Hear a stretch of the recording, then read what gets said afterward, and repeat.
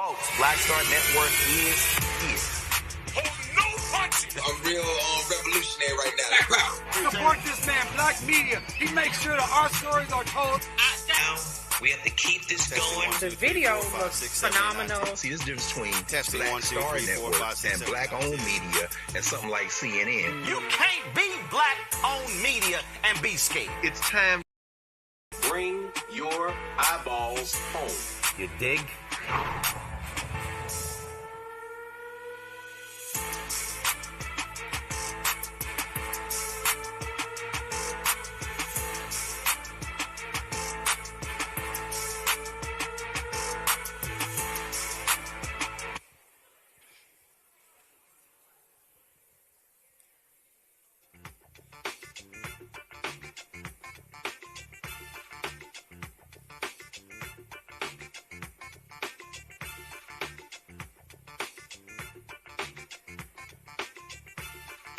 Testing 1 2. I need you down. You're in camera line.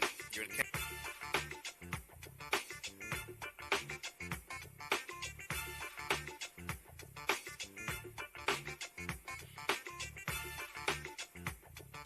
Folks, today is Thursday, May 14th, 2026. Coming up on Roland Martin Unfiltered, streaming live on the Black Star Net. You have the number one ranked school by the state to get another school, and they are denied that I'm charged. He's got breaks, he's right on time, and it's rolling.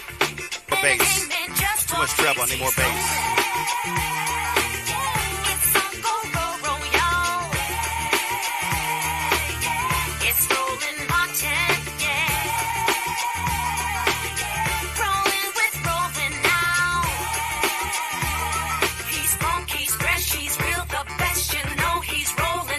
Opening up with a wide shot.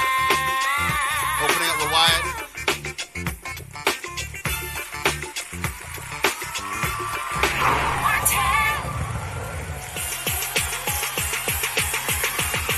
Folks, we are here at Cross Street AME Zion Church in Middletown, Connecticut. Glad to be here for this broadcast to talk about public education. So glad to see everybody out today. Appreciate it.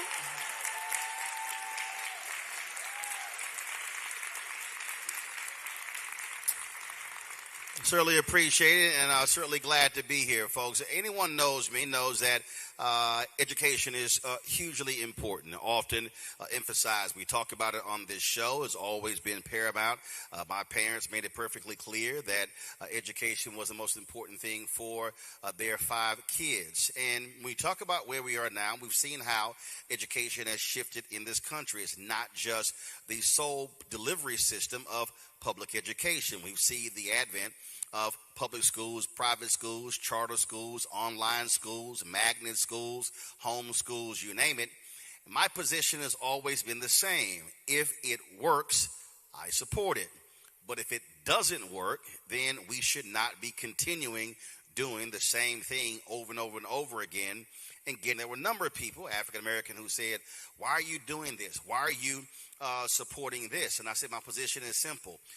If there's a system created that allows for us to be in control of a school system, and we control the curriculum, we control the hiring, we control contracts, then I absolutely want to be a part of that. As in a majority, we don't actually control the school system. We don't control the schools. We are, in essence, asking someone else for permission. And if we really are being honest, there are public schools in this country that are doing a disservice to African Americans. Now, it's clear. There are public schools that are doing a great job. And I've said point blank, is this here. You would not see an explosion in this country of parents demanding school choice if they were successful public schools. What parents are saying is, I can't wait for your 4 and 5 year or 10-year plan to kick in because my child will be out of that particular school system.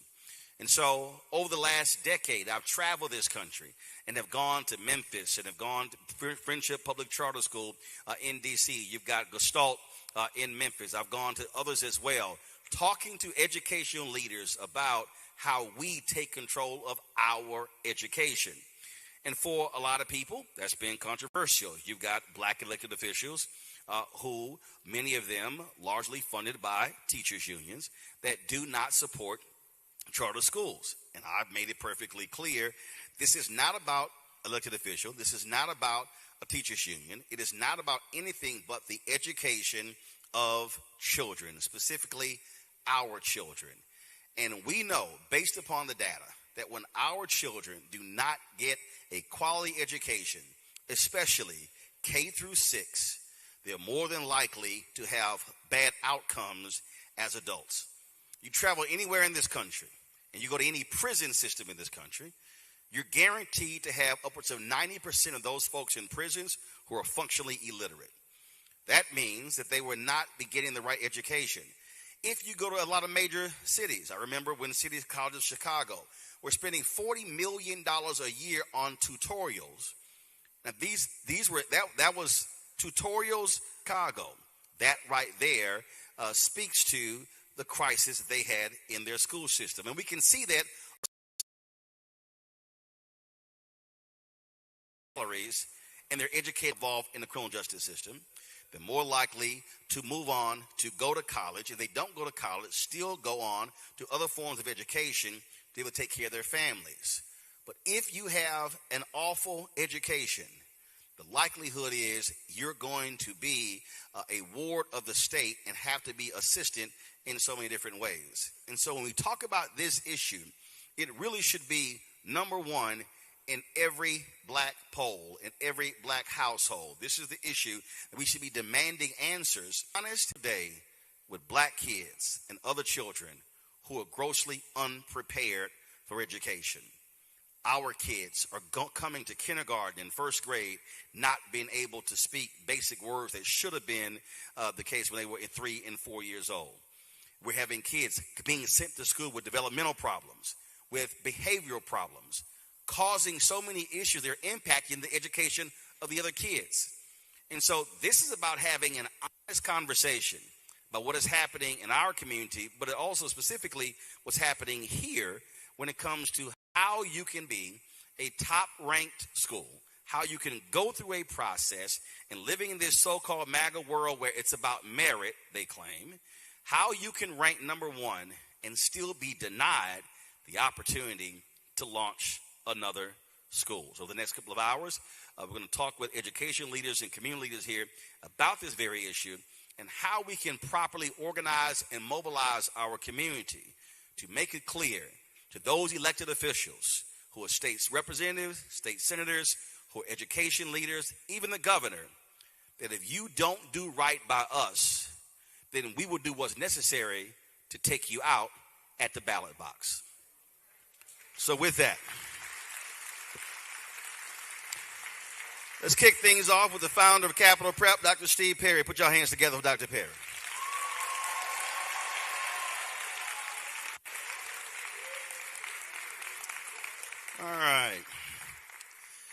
All right. So if y'all can give me more bass, because black people, we do bass. There's way too much trouble.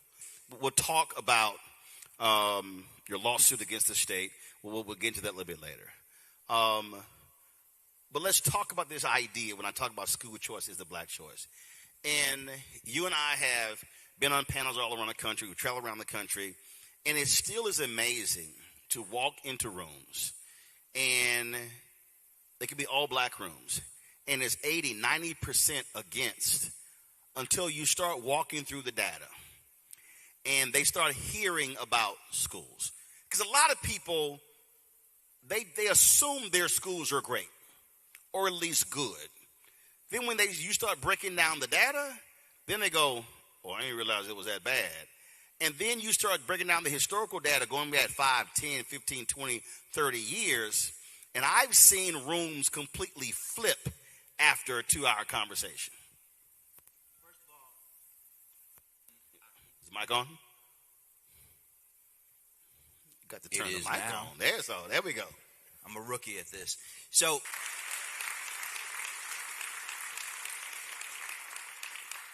just beyond the doors of Cross Street AME Church is the housing project that I grew up in. And was in remedial classes all the way until high school. I never thought I was a smart person. And there were people in this community who believed in me and others like me and thought that we should be given an opportunity beyond our circumstances. There was no such thing as a charter school or a magnet school or anything of the sort. There were upward bound programs. That's the best that you could get. And for those of us who were given access to the upward bound programs, we were able to see that there was a world for us outside of poverty. You know, it's hard to know you're poor when everybody around you is poor, right? Everybody eats mayonnaise sandwiches, right? I can't stand mayonnaise. Yeah, well, oh my God. Oh Lord. Then you would have starved. So at least make it mustard. Go ahead. You got to listen.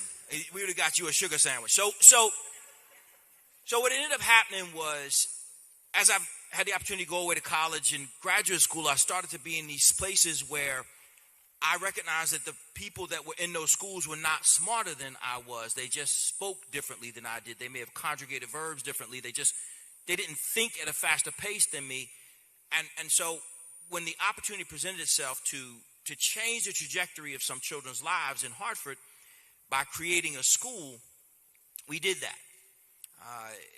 A parent came to me at the end of our summer program, and she said, "Why is it that only rich kids get good schools?" Which I felt was an indictment. And I didn't have an answer. So we started our first school in Hartford 21 years ago. And for 21 years, we've sent 100% of our graduates on to four-year colleges every single year since we started that first school. So along the way, Roland, I was, while we were running schools in Hartford and I was living here in Middletown, and you and I were doing the CNN thing and the other stuff that we were doing, our presiding elder, Elder Moses Harville, who you'll have the opportunity to meet a little later, he pulled me aside as only he can. And he said, "Can I talk to you for a second?" It's really not a question, it's really a direction. So I said, "Yes, sir." And because that's what you say to him. And he said, "You run in these schools and all these other places, but you're from Middletown. And your family's in Middletown. So why don't you open a school in Middletown?" It's really not a question, it's more of a direction. So it took a number of years for that to happen, so we did just that. Because as you'll find out later, if you took the African-American children in Middletown and they were their own district, they'd be one of the lowest performing districts in the entire state of Connecticut. Even the poorest school systems, African-American children outperform the kids in this community. There is an actual academic apartheid underway, and it's real. And the only difference is that those kids in this community, like I was a child in this community, are led to believe that they're less intelligent than the other children because they're not giving access to the same exact resources that the white children are being given. This is not my opinion, it's just the truth. The data is the data. So what we did was we put forward an application for a charter school here in Middletown. And we were, out of 6 applicants, we were number 1. Which is not surprising because I brought some other number 1s with me here. Our Capital Prep Harbor School in Bridgeport is the number 1 high school in the state of Connecticut for college preparation, period. So not, and just to clarify, not the number 1 charter school. No. We're not, no, that's a... Number 1 across the board. Number 1 for every single public high school in the entire state of Connecticut, black, white, Asian, rich, poor, suburban, urban, rural. Anybody who runs a public high school, there are over 200 high schools in the state of Connecticut, you are looking at the number 1. And yes, it's all black and Latin, and yes, it's majority what they say poor, and many of them are from Bridgeport. But I bet you won't go against them in the classroom. I bet you won't. Let me say, I suggest you don't. But let's stay there because what often happens is folks say, well, the reason we can't achieve what needs to be achieved because it's a question of money. And there are many places where they've thrown a lot of money at the problem, and what they've gotten back is massive failure. Hot garbage. So I said that we're the number 1 high school in the state of Connecticut and have been for the past 3 years for college preparation, college and career preparation. We're also the lowest funded high school in the entire state. So you get the lowest amount of money. $11,525 a year. In Bridgeport, they get 18. In Middletown, they get 23.5. We get less than half of what they get, and we smoke them. Why? How is that possible? What are you doing that others clearly are not doing? I know it's impolite to say, but we just have a better school, fundamentally designed to produce a better result. What we did was we looked at what the wealthy, largely white private schools did. We literally replicated it down to its core. They had academic advisors. We got academic advisors. They had a 2-sport requirement. We had a 2-sport requirement. But the thing that they did that we found most compelling, and that really was, this is really what the difference was, when we went to visit the schools like Cheshire Academy, Choate, Watkinson, Loomis, and all those other schools that people are spending $60,000 for, not one child in that school was asked if they were going to college. It was assumed upon entry that they were going to college. If you ask any child here, to the youngest of these, if they're going to college, they might, if they would be inappropriate, they might look at you like, what do you, really? Don't ask me that question. Because the expectation has to be set. So we have a model that works better. And then in that model, we have people who just come to work. They work longer days. We tell our faculty, we call our teachers illuminators because we don't believe that they're teaching. We believe that they're lighting the way. So our illuminators work longer days, longer weeks, and longer years. So we have more time on task with people who are more willing to do it. And I will end this way. You mentioned the teachers union. One of many things that the teachers union does is it takes the emphasis off the product, which is the better educated child, and puts it on the employees. It makes it about employment, not about outcomes. And so much of what they do is designed to create an easier way for them to go. They talk about class size, but class size, as they talk about it, is not necessarily the indicator of a better school. Catholic schools are historically large classrooms. Colleges, you could have 700 students in a classroom. We looked at what worked. We focused explicitly on the needs of the children, and as such created an opportunity for the children to be able to have what it is they have, which is love. So the final part of it, we genuinely love our children. To a child, they know, even when we get at them, we genuinely love them as our own flesh and blood. So I remember Steve Harvey said something that I found to be powerful. He said that when his father passed away, that he recognized that the only man who would ever want him to do better than him had passed on. I submit to you, every single one of my colleagues wants every single one of our children to do better than they have. They want them to live better. And one of the best examples of that is this. When you look at many of our colleagues, I'm not just Capital Prep founder. I'm also a parent. Both of my sons went to Capital Prep. So when these other folks are running around here talking about my school, our school, no, they mean their job. They don't mean their school. This is for real, my school. This is for real. But don't you also have an expectation for your parents? So, if I could be frank with you, not really. Dr. King said that a school should be so good that you cannot tell who that child's parents are. Which means that our outcomes can't be bound by the fact that if their parents have taken calculus or college classes. Most of the children you see in Blazers have already taken college classes. So no, we don't have some sort of contract that we sign with our parents that says that you got to come to this many events. If they come, dope. If they don't, dope. We'll see them at graduation. It's cool. We'll take them. One of the things that we don't often realize, Roland, is even wealthy people really lean on schools. And the wealthiest of people will send their children to elite boarding schools. Yep. So we can't board them, but we keep them pretty late. Like, we do all we can. We keep them at least 6 days a week, and for as long as we can keep them. So I never want a child's future to be limited by the challenges of their parents. It just doesn't seem right. I love Middletown, and I genuinely love my hometown. People love their hometown, but I really dig Middletown, and I really do. And this community raised me to give back. It was clear. That's why when Pastor Harville pulled me aside, he knew who he was talking to because he part of the raising of me. So I can't say to these children, well, you got to have a moms who can come down, when I know that we've had and have children who are sleeping in cars. What am I going to, like, what kind of person would I be? So what we often hear from people in that group, from the union left, from the teachers union, is you cherry pick the children. That's one of the most racist things you could ever say. So there are only some black kids who can read? Come on, man. That's just the only way. So when it comes to your schools, how does one get to attend? All they have to do is write their name. Well, someone has to put their name, address, and grade that they're going to on, it's not even an application. They just have to put their name on it. They enter a lottery.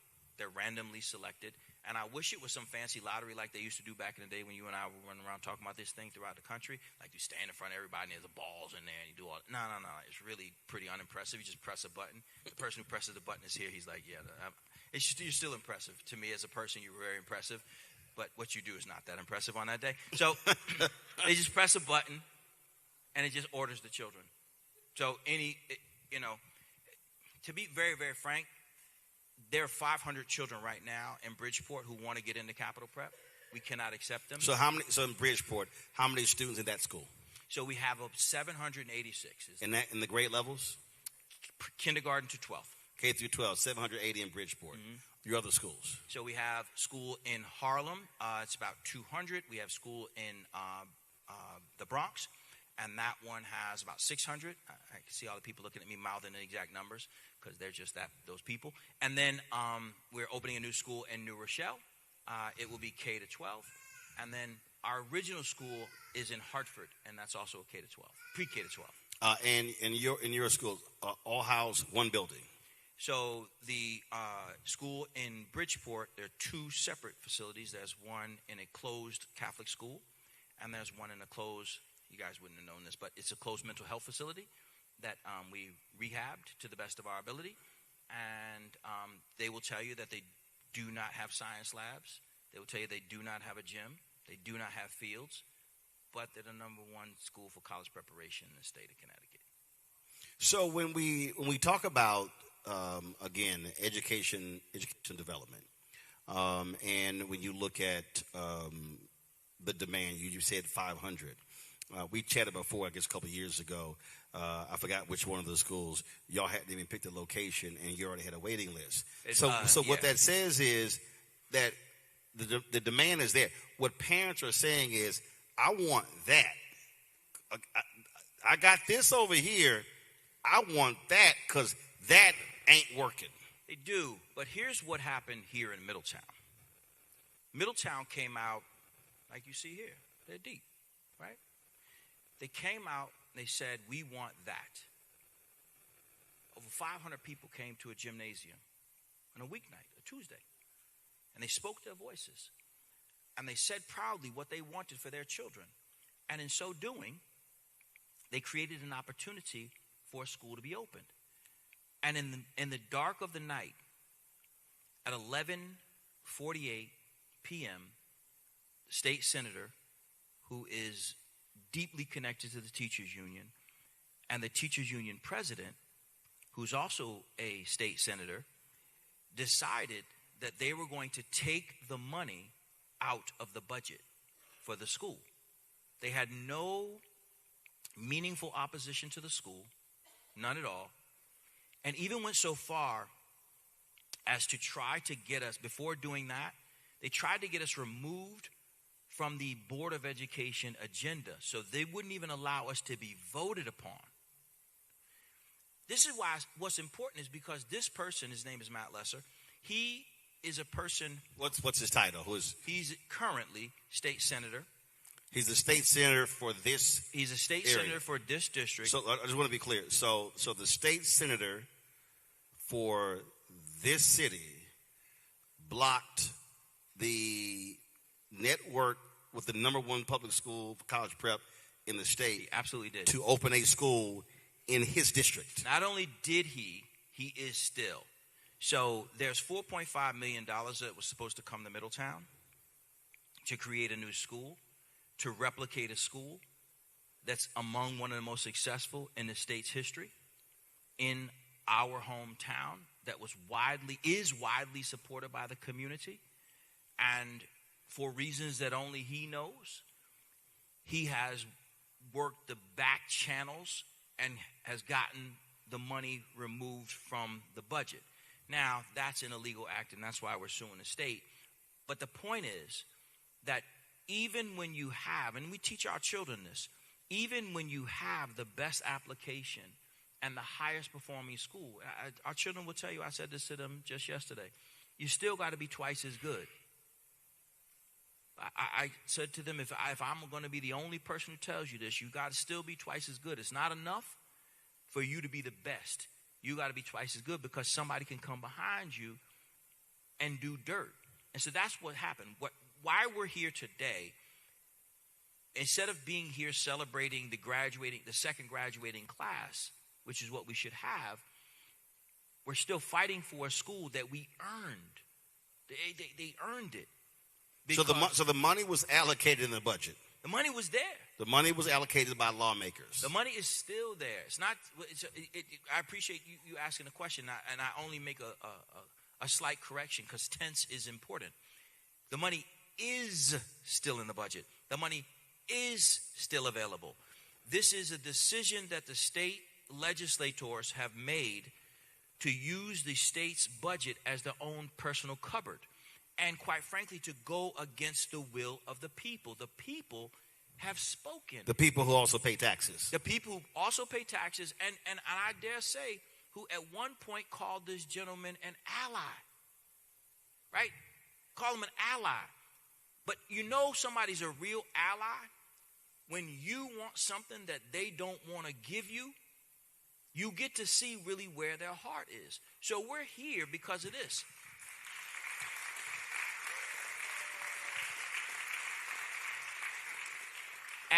As you well know, Roland, Frederick Douglass said in his narrative, he told a story of how when a slave master of his began to teach him to read, that the husband of the slave master said, if you teach him to read, he will be of no use to us. You can't enslave a person who knows their humanity. So in our case, what we have is we have the most dangerous thing in America. We have educated, motivated, young, black, and Latin people who ain't scared of nobody. They know they're going to college. So let me say this. We reached out to 43 lawmakers, the Black and Puerto Rican caucus here in Connecticut. Only one responded, declining our invitation. There was Representative Kai Belton. State Senator Matt Lesser also declined to come be a part of this town hall for us to ask him questions directly. Governor Ned Lamont, as well as State Board of Education Commissioner Charlene Russell Tucker, also did not respond to our request as well. So we wanted to make that perfectly clear. We reached out via phone, via email, some phone as well, and folks chose not to be here. And I wish Senator Lesser would be here. I wish he would have come here. Me too. To face his constituents and have to answer those questions. Because for the life of me, I don't understand how you can be a state senator, and this is your district, and you look at the data and what it says, and we're going to go over in our next segment. Because I want to be very clear for the audience of what the data is for the education of black kids in this city, and deny the opportunity for a highly successful network to come in. I mean, if I to use a sports language, but that's like saying, oh, I've got a football program and I got an opening up, and so I heard Nick Saban wants to come coach, but nah, I don't want Saban to come coach. I don't want Eddie Robinson to come coach. Let's just go find somebody else. That's just the dumbest thing in the world. That's one analogy. Another analogy is I have a school system that is the worst in the state at educating black children, and the best in the state of educating black children wants to come, and I, as a person who claims to be an ally, I'm going to stop that organization from coming in to better educate the black children. But I am your friend. It is, frankly, it's illogical, but it's also diabolical. And the thing for me, and the thing that I have said all across this country, is that if this is where the power of the ballot is so important. Because what I'm always trying to explain to our audience and others, that you have to connect public policy, community outcomes with the ballot. Because the individuals who are in public office, governor, state rep, state senators, bureaucrats, county commissioners, city council members, school board members, DAs, judges, up and down, those folks are spending billions of dollars, taxpayer dollars, that are supposed to be for the benefit of the people of that state, of that community, of that neighborhood, of that county, of that city, of that parish, depending on what way you live and what you want to call it. And their job is to be proper stewards of the people's money, and their job is to be responsive to the needs of the people. And I've long said to people, we cannot continue to be comfortable in allowing. What is vitally important is to understand who taught you. The overwhelming majority of us were taught, in large part, by one race and one gender. White women, by and large. Doesn't make them bad people, it just makes it the truth. Depending upon where you grew up. And by and large. I was born and raised in Houston. Okay. So I had black people. So let's stay there. Oh, but wait. With a sprinkling of white women, but I had black people. But watch and see this. Watch and see this. Congratulations. The people who chose your curriculum were not those same black people. It is the reason why many of us grew up believing that George Washington was a hero, not an owner of over 300 souls. It is the reason why we believe 300 enslaved souls. Enslaved souls. It is also the reason why many of us have been led to believe that those teeth that he had were wooden. They were not wooden. He knocked the teeth out of a human being and took them out of his living mouth. It is because there was an expectation that we were going to be taught to have idolatry for a particular group of people. Not only is Capital Prep number one in terms of its academic performance as it relates to college preparation, we're also typically one or two in terms of the percentage of African American faculty who we hire. So we're not just African American and Latin children. We're not just performing well academically, but we're doing so by having our community be in a position to determine not just what is taught, but who is teaching it. And that's why when I open at the top, when I talk about why it's important to be able to control the system. When you look at the numbers across this country, less than 2% of all teachers in the country are black males. Yet when you look at charter schools, especially those that are black-run charter schools, it is a much higher percentage because they are determining who gets hired. And whenever I bring that up in these sessions, I remember I talked to, it was a group, I was in Nashville, and it was a group of black school board members. And when I go into the room, and it's probably 80-90% completely against school choice as a black choice. 45 minutes later, it was a standing ovation because so many of them had no clue on how this works. They were school board members. Some of them were charged with authorizing charter schools and had no clue about curriculum, teachers, contracts, all of that. Because, and the reason I framed it that way, because I need people to understand education is not solely about what happens in the classroom. It is the entire ecosystem. I want to stay there. Many people will say, why do you have to get political? Just talk about schools. The most political thing that you have is a school. It literally determines the power of the next generation. And in this community, when I grew up, I had from kindergarten to 12th grade one African-American faculty member. And he's here. Mr. Saunders is here.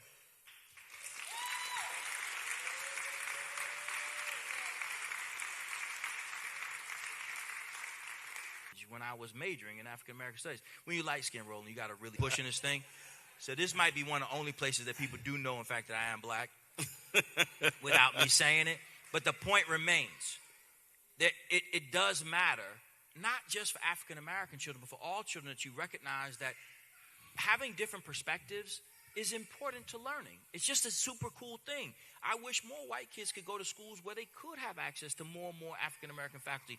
Our kids don't think twice about having African-American faculty because it's just typical. Like, it's just normal for them to have black administrators and not, I mean, this is going to sound crazy. We don't trip over Black History Month because that's every month. Like, well, it's like with us. People hit me up, and I've had advertisers. They say, "Hey, what's your plan of action for Black History Month?" I was like, "Well, we ain't really doing nothing for Black History Month." Right. And I told them, I said, "Well, I do black every day, so y'all are more than welcome to advertise in March or April or May or June, October, August." And I was like, it's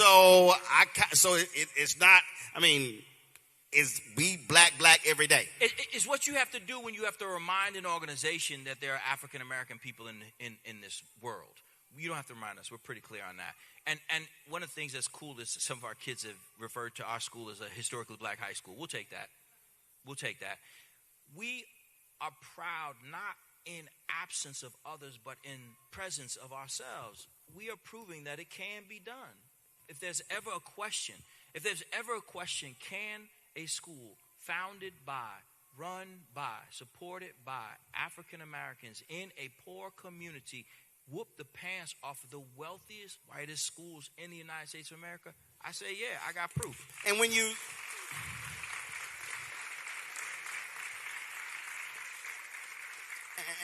And when we talk about looking at it, a lot of this is also looking at this totally different. I had Sean Hartnett on my show. And here's a brother who was working in a traditional public school and in a black neighborhood. And these black boys were failing in math and science. They're failing. Sean decides to start his own public charter school for black boys. So the exact same black boys who were in this school and they were failing across the board, they go to his school and all of a sudden they're soaring in math and science, and they are loving math and science because he saw how it was being taught and why it was failing. And what I said to me, and I say the exact same thing for anybody in this state, if you're failing and you're succeeding, do what you did what you said. You started the white private schools. Study what they're doing. What we did. Replicate what they're doing and try to achieve the exact same thing. And for the life of me, that's somehow this hard, difficult thing for folk to get. Well, it's not. No. But they make it hard, which is dumb to me. Well, so the reason, let's be crystal clear. You and I are having a conversation about putting children first. The teachers union has zero interest in putting children first. They just don't have any. And they use children as shields in order to get more money for systems. Actually, I'm expanding to public officials. They stand on the floor. They proclaim education matters. They have debates. They go around, they say, but I don't listen to what you say. I watch what you do. That's it. And if you are voting against the interests of children and the proper outcomes, you are not an education advocate. You are not an ally. And in fact, I will use another language. You are actually my enemy. All day. And that's really, you and I are having a conversation, and many of the people here are struggling to reconcile. How do you take the school that got the highest score on the application and deny them, How do you take the highest performing school in terms of sending children to college, and they're one and the same, and deny that in a community that has some of the lowest performing African American children, if you have children as a goal? And the answer is because our teachers are not in the union, meaning that our teachers' wages are not garnished automatically by an organization that says that they represent them. So because our teachers don't pay into a union, just like you've seen throughout history, they're the same groups who for generations would go in. If you were the people who you were laying concrete and your people were not paying kickbacks to that group, they would come and tear up your concrete. That group is the same as the teachers union. What they do is they want to organize the school, which means they want to garnish the wages of every, and garnish means take money out of every single person's paycheck every single time they get paid. Our teachers have said, we don't need that. We work in a place where we can talk like grown people and we can negotiate our own circumstances and we can be in a better position. We're treated like people who are respected, so they don't want that. So it's not that we're taking what they would consider resources from the district. What we are doing is we are not allowing them to charge our teachers. It's because that's the only thing that this is about. This has nothing to do with kids. The reason why Jan Hockadale, who is the teachers union's president and state senator, is against capital prep is because the teachers are not paying into her union. It is a fact. So what is Governor Ned Lamont? Has he issued any statement with regards to this issue? I have not heard him make a statement. The only thing I will say is this. He put us in the budget initially. But if I'm being frank, he could have kept us in the budget. He could have told them to stand down. Right. Okay, so State Board of Education Commissioner Charlene Russell Tucker, has she given an explanation of why capital prep has been bumped, thrown out? Has she told the truth? No. But what she said was, because I called her. This is a true story. I called her. I texted her. And then I said, hey, when you get a chance, can you give me a holler? This is in late November, early December of 2024. And I had discovered that they had apparently broken the law. So hold on. Now, when you say broken the law, how, from your perspective, did they break the law? Well, what happened... Which is the basis of your lawsuit. Go ahead. So the general statute 10-66, the charter school law in Connecticut says that the General Assembly may appropriate funds to the State Board of Education for the purposes of granting charter schools, pursuant to Section 10-66 EE. That's what it says. And so then when you go down to 10-66 EE, what it says is that if in a fiscal year more than one charter school has been approved and is awaiting funding, then the State Board of Education shall determine which school is funded first. It's really pretty straightforward. So if the state gives money for charter schools, then the way that you decide which school gets funded first, if it's not enough money for all of them, is just like every other RFP. And those who are not familiar, an RFP is called the request for proposals. I talked to my children yesterday. It's like an essay contest. You win the essay contest, you get the prize. It's really simple. So if you put in an if you responded to an RFP for DPW and it was to lay concrete and your company was the number one lowest bidder, then you would be given the contract to lay the concrete. Well, in our case, we won. We got the highest score, which means that... Well, when we say highest score, they establish a criteria. 100%. So the State Board of Education establishes a criteria to which we had to write a document that was about 1,000 pages. And it went through all of our design elements. It talked about what we do and how we'll do it, and talked about our experience in running schools and what we can do and yada, yada, yada, and the need in Middletown. So not only did we win because of the design, but we won because the need in Middletown was so great. Now, I want to really understand, Capital Prep Middletown was the one that was selected over Bridgeport, over New Haven, over some of the poorest cities in the state. Middletown got selected to have a school because of the disparity between white children and black children. It's pretty crushing when you think about it. It literally is apartheid. So I contacted the commissioner and I said, hey, can you give me a call when you get a chance? She had always told me that if I have Commissioner Charlene Russell Tucker. Commissioner Charlene Russell Tucker, State Department of Education, a woman who's phenotypically black. So she put her photo up. So she texted me. She called me back. It was around 8:00 that night, and I said, "Craziest thing, sis." I said, "I think y'all broke the law." And she said, "What do you mean?" I said, "I know it sounds crazy, right?" So I sent her the law, and I said, "It says here that the State Board of Education is supposed to pick which school is funded first, but you allowed some state legislators to go in and take the money out, and that's not what's supposed to happen." I said to her, so here's it. She said, "Send it to me." So I sent it to her, and she said, "Wow, that is what it says." I said, "I know." So she said, well, I'm going to call you tomorrow for a meeting. I said, "You could do that, but I don't think you should really do that because I don't think people in the department should know that you were unaware of this." And she said, No, I'm going to call you. I said, "All right, cool, do that." I said, "But listen," I said, "I was raised a certain way. I don't want the two of us fighting in public. I don't want two black folks fighting in public over this." I said, "We got a really simple, elegant solution. I already checked with the state senators, and they've already told me that the money is in the budget. So all you got to do is put us on the agenda so that the state board can vote on it, so that the money that is still sitting there can just come to us. You ain't got to tell nobody that I told you. You do whatever you got to do, and no one will know about this phone call after this call."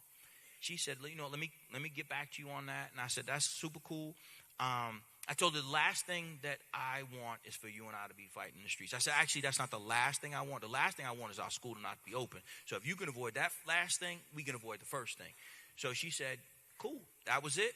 I told her again, I said, "My community has raised me to take care of black women." She'll tell you that I said every single word I'm telling you. She'll tell you I said it. I said, "I don't want this to be about you and me." I said, because your department selected Middletown as an alliance district, which in Connecticut means is one of the lowest performing districts in the state. So y'all did this, not me. You knew that they were low performing, not me. You picked us to be number one, not me. So it seemed like this is simple. She said, "Cool, got it." So we were supposed to have a meeting on that Wednesday. She ain't called me. It's cool, Not the first time a girl hasn't called me. Then it was Friday and Thursday came. She ain't called me. Okay, cool. So I was up at the state capitol state board of education, and then she says, "Can you meet with us and your attorney on Monday?" I was like, "See, here we go. Now you want to do it this way? You ain't got to do it like this. Like, just don't do it this way. Like, let's just be decent human beings. I've given you an elegant solution. You already have the money. You see what the law says. It is what it is." So we got on the call, and she's going back and forth, trying to hit us with the flim and the flam, playing in our face. And so at one point I said that this meeting is going really long. You broke the law. Let's just move on. And so one of our attorneys said, "Can you describe to me, can you tell me what the State Board of Education shall determine which school is decided first? Can you tell me what that means? If it doesn't mean that the State Board of Education shall determine which school is funded first. If the State Board of Education shall determine which school is funded first doesn't mean the State Board of Education shall determine which school is funded first. What does the State Board of Education shall determine which school is funded first mean?" Their attorney said, "We're done." Ended the meeting. So since that time, we've tried to sit down and talk to them. They didn't want to talk. So I did exactly what I said I didn't want to do. I contacted some people with long bread, and I said, "Hey, can y'all support this lawsuit?" They were like, "Bet. You ain't said nothing but a word. So let's go." Have you talked to and heard an explanation from State Senator Matt Messer? Put his photo up. I tried to talk to him. It's on video, me trying to talk to him. He stumbled and stammered. I asked him why he was doing this. And he said that he wasn't going to do it. He's on, I mean, everything I'm telling you is a video of it. Like, there's somebody videoed us talking at the state capitol. I said, do you have any intentions of taking capital prep out of the budget? And he said, what do you call it? Sorry, my glasses are talking. He said, no, I don't know what you're talking about. I said, well, I'm asking you what your plans are. He said, I don't know. I said, you don't know what your plans are? He said, no. I said, so you're not going to hold the budget up or anything like that? He said, who told you that? I mean, it doesn't matter who told me. A lot of people did tell me, but they said you were going to do it. And he said, no, I don't know anything about it. And then a couple hours later, he apparently figured it out and pulled us out of the budget. So I did try to speak to him, but let me be crystal clear also. And other people come up here. I only had one conversation with him. Other people did try to sit down and talk to him. They really did. They tried to sit down and talk to him. And I'll tell you this, Roland, you know, folks around here might think that I'm somewhat wild, so they wanted me not to be in the conversation. Go figure. So they asked me not to come. Elder Harville asked me not to come, and I didn't. So they had a conversation. They can tell you about it because I was not here. But they tried to talk to him. Mm-hmm. They just said, is there something we could do? Because we're not asking you to do anything. We're just asking you not do anything more. Yeah, what you're asking, though, is as a state senator for this city, provide the resources to open a school that will educate the kids in this city. The money, and again, even more, the money is already there. So don't take it away. That's a different level of aggression, right? When it'd be one thing if there wasn't money. It was there. It's not like it wasn't there. We're talking about somebody going out of their way to take it away. And I want people in Middletown to understand that's this. A punitive action. It is a punitive, and I want people in Middletown to really understand this. You have today $4.5 million that's supposed to be going to Middletown's children. That's today. And now, first of all, when was that supposed to be allocated? 2023. This 2023? Yeah. And the school would have opened when? Pardon me? 2023. The school would have opened in 2023. It was supposed to open in 2023, yeah. So 3 years have now gone by as a result of this action, and that's 3 years. So if you are a parent here and your kid's in the first grade, your kid's now in the fourth grade, going to the fifth grade, and you're waiting still for an opportunity, a shot at a top school. It hurts when you say that, Roland, and I'll tell you why. My family still lives in Middletown. Like, that actually hurts me because these are my people. And this is not a political game for me. These are my families. These are people I've grown up with. These are aunts and uncles of people who take care of, people who made possible for us to have. There's so many people whose faces I see that I grew up with. We struggled together, all of us, trying to find a way to make a way. And if I could give back to them, like if I could be part, because it won't ever be me. I'm not even the full founder by myself. If one of our founders is here, like we did this as a team, as a family. They have like people my age. We got grandkids in some cases, and I should be in a position to support my family. This dude is literally, because our teachers won't pay union dues, stopping children from having access to one of the best schools in the United States of America. Why would you do that?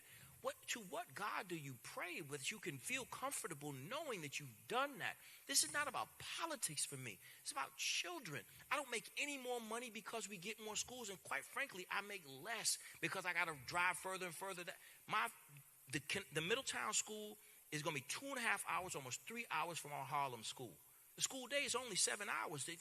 That means that I'm up at 3 o'clock in the morning, where I was only up at 4 o'clock in the morning before, just to get between the schools. But our children in this community are worth it. Why would anyone do that? We're going to go to a break. We come back. I want to go over the data to walk folks through to understand how dire the education situation is here in Middletown, specifically for African Americans. Folks, you're watching Roland Martin Unfiltered on the Black Star Network, live in Middletown, Connecticut. We'll be right back.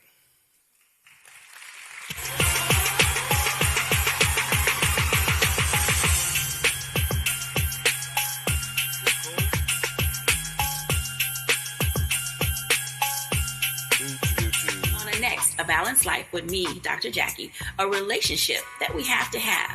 We're often afraid of it and don't like to talk about it. That's right. We're talking about our relationship with money. And here's the thing. Our relationship with money oftentimes determines whether we have it or not. Balancing your relationship with your pocketbook. That's next on A Balanced Life with me, Dr. Jackie, here at Black Star Network. With medicine and science under attack, I want to keep you and your family informed and healthy. I'm Dr. Ebony Hilton, and I knew at the age of 8 that I wanted to be a doctor. So I studied hard and became the first African-American female anesthesiologist hired at the Medical University of South Carolina since its opening in 1824. And I always say I was made into a doctor, but I was born to be a mom. And as a new mom, wife, sister, daughter, and friend, I understand how frightening a medical crisis can be. I care for individuals on some of the worst days of their lives, and it's my mission to provide you with a safe space to gain clarity on issues affecting your mind, body, and soul. I recognize that there are health disparities, particularly as it pertains to race, and I want to help bridge the gap between you and your healthcare providers. Join me every Thursday for Second Opinion on the Black Star Network, where each week I'll invite experts from various medical fields to share the latest health news. We'll discuss topics such as the vaccine debate, mental and sexual health, medical bias, infertility, menopause, andropause, nutrition, and aging. Together with my medical colleagues, we aim to provide you with a second opinion. Don't miss it, Thursdays only on the Black Star Network.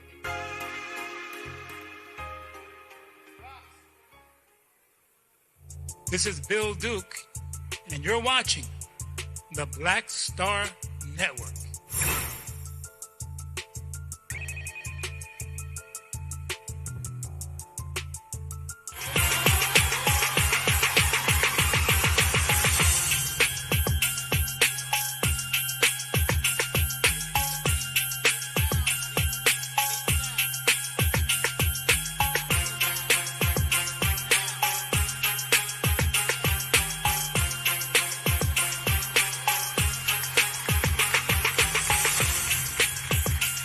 Folks, welcome back. Cross Street AME Zion Church here in Middletown, Connecticut.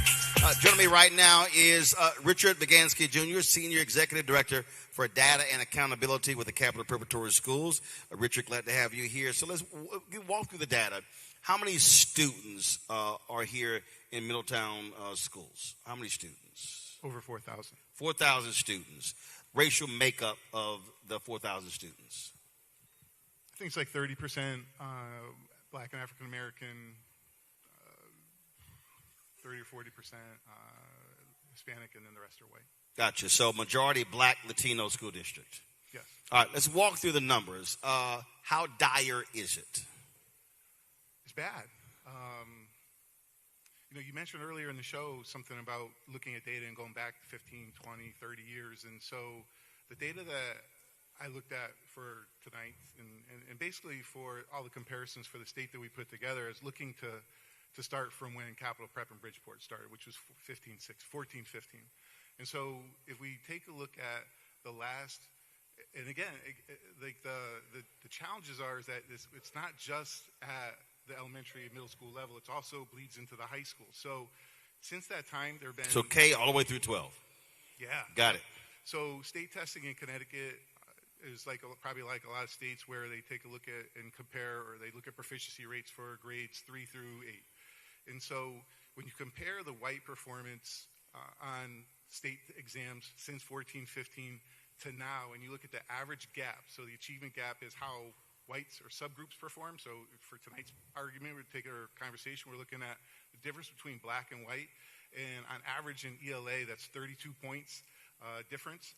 In terms of proficient percentage, and in math, it's 30%.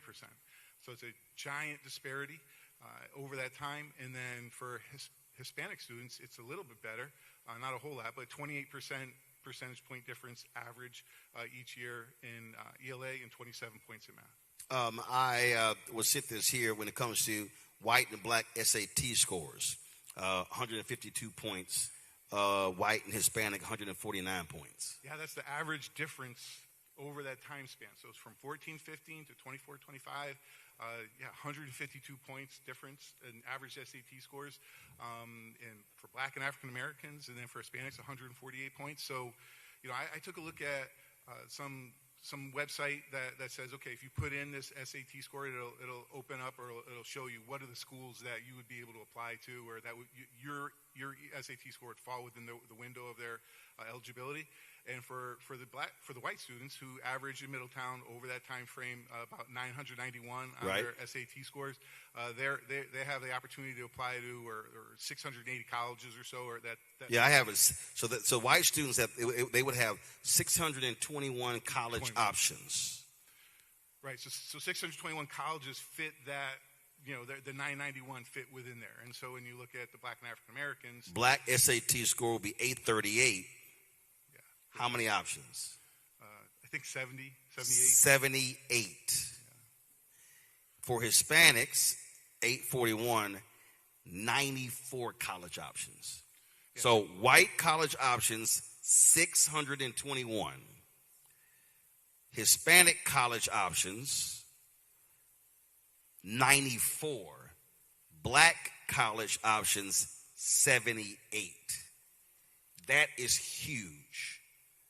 Yeah, and if you looked at the list of the colleges, and I did, and I'm not going to disparage anybody because I'm sure some of those colleges of those 78 are fine institutions, and I'm sure they're doing the best they possibly can. But I honestly hadn't heard of most of them, never heard of them. And I've been working in Capital Prep, for 20 years. So that says a lot about what those options are, and none of them are in state.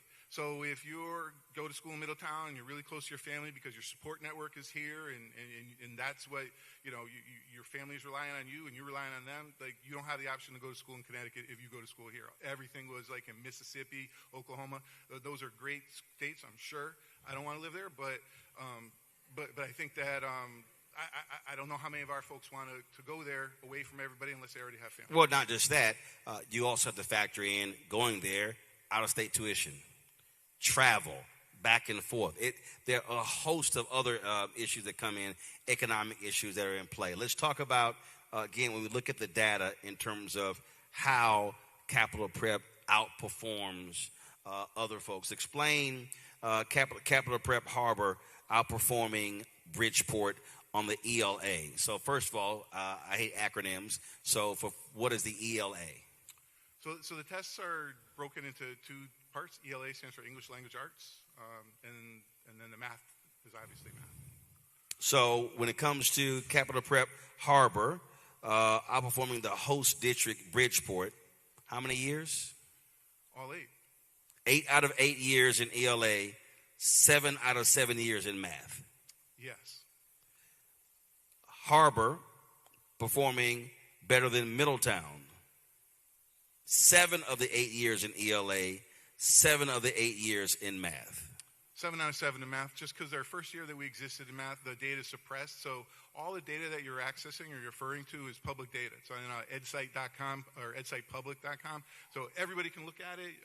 And so because the data is suppressed, I didn't want to put numbers there that people weren't going to be able to compare and then have them come back and say, well, this isn't accurate. So it's a star, and star just means that the numbers just are pull so the microphone a little bit closer to you so they can hear you. All right, sorry. I don't have to do this a lot usually. It's all good. I'm used to it. No, that's why you hold it right below your chin. Yeah. And you'll get better audio. I just wanted to put that out on the record that I don't usually have to do this type of stuff. That don't mean nothing to me. I understand that. Tonight you got to do it. And I'm here. The reason I wanted to walk through these data points is because numbers are numbers. A friend of mine, he always says, math doesn't lie. Some folk can try to sit here and fudge the numbers, but math doesn't lie. You said they were public numbers.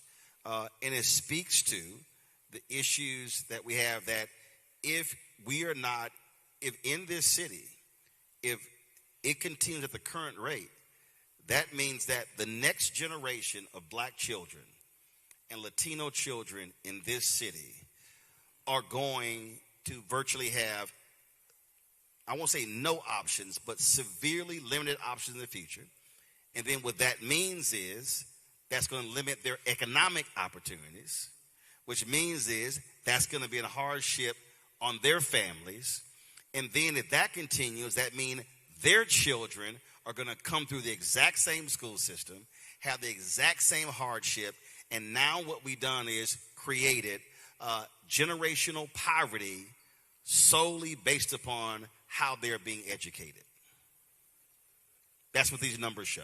Oh, yeah, absolutely. And again, you could go back further than 14, 15, and you can still see that those numbers hold true. And in fact, they get worse. You know, like the percentages increase. The pre-COVID numbers are in the mid-30s, maybe upper 30s for the difference between black and African-American and white students, and then into the 30s for the Hispanic. So it's gotten slightly better, you know, even though it's terrible after COVID, but the trend is in Middletown that those numbers are starting to creep up, you know, from 23, 24 to 24, 25, whereas, you know, for Capital Prep, we don't have those same issues. I mean, we're taking the same kids. We're taking Bridgeport students, right, which are, if you take a look at their performance, it's lower than Middletown, and we're elevating their performance to much higher than what we have in Middletown, and it's dispiriting for me to attend conferences, not these, but other ones where people get up and say, well, you know, the school's just fine. It's good for my kids, and I don't have a problem with it. And it's kind of like, well, you're white. Of course you don't. You know, like I wouldn't have a problem with it either. But, you know, like I have a son who's in the schools right now. He's in 7th grade, and I'm pasty.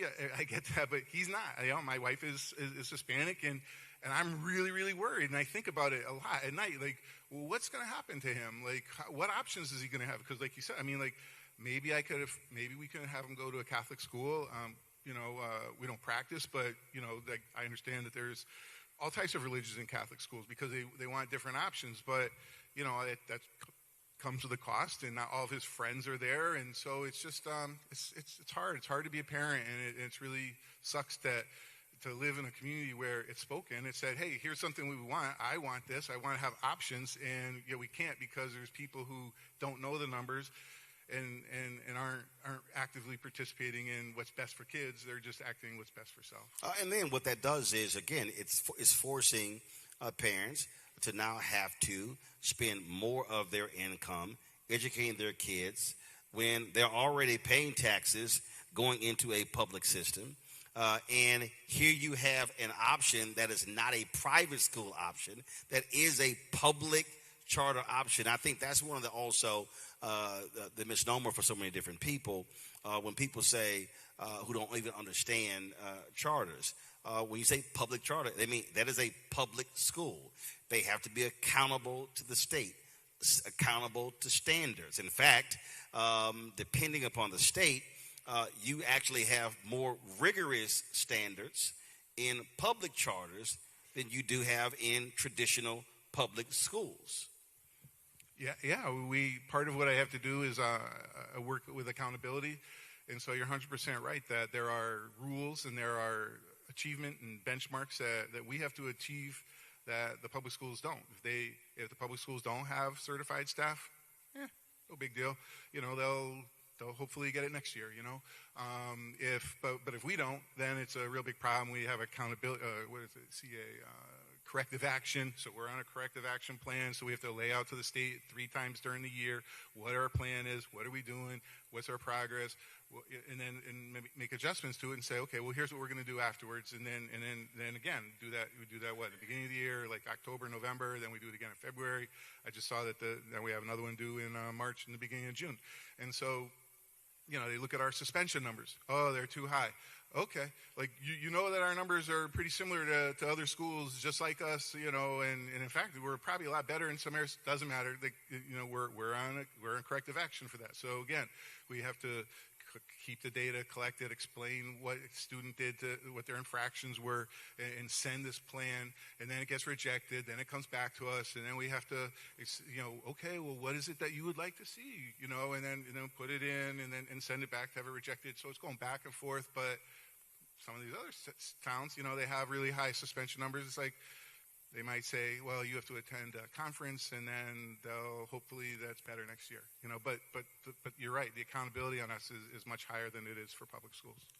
Last question for you. It has to, as a numbers person, as a data person, it has to absolutely frustrate you to look at these numbers and then see the inaction on behalf of public officials when it comes to what's actually happening on the ground.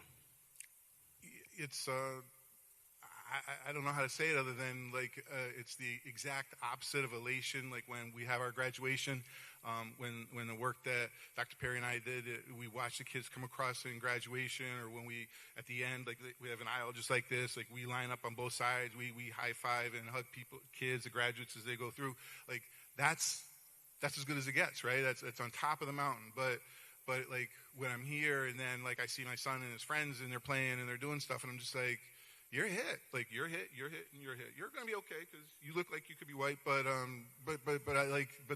others, I don't know, and I'm worried, I mean, right now my son's a good student. He's near the top of his classes. He gets really good grades. Is it going to be enough? Will that allow him to take AP classes? Will it allow him to take a dual enrollment college class, with Tunxis here, at Capital Prep? Those kids, it's assured. It's a sure thing. Even if they don't want the class, they're getting it, right? They're going to go to these college classes. They're going to take AP classes, even if they want them or not, and then they're going to go on to college. It doesn't matter. But my son, I don't know. It's frightening. It's scary. It's despair even. All right, then, Richard, you're not off the hook. All right. That's right. I don't want you to break it out in a sweat. All right, Richard, I appreciate it. Thanks for the numbers, folks. We come back. We're going to talk with faith leaders about how they are organizing and mobilizing in this city to put pressure on elected officials to do the right thing on behalf of the children of Middletown. You're watching Roland Martin Unfiltered on the Black Star Network. Don't forget to support the work that we do. Look, we don't have millionaires and billionaires cutting us checks. We're completely independent owned, black owned, 100%.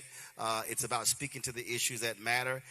Because of that, we don't have to ask permission to do shows like this. We don't have to run it by anybody. Either I say yay or nay, and that's it. So we want y'all to support our work.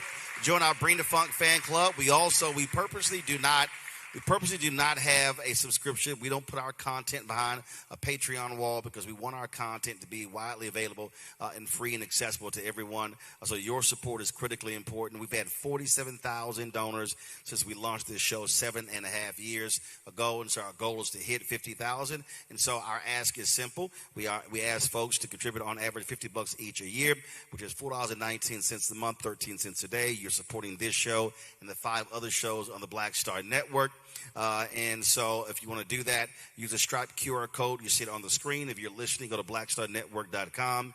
That Stripe QR code is for Cash App and for credit cards, checks and money order. As all the old school folks who do not believe in technology, checks and money order. Make it payable to Roland Martin Unfiltered, P.O. Box 57196. Y'all think I'm lying. I got 30 checks sitting in my backpack right now.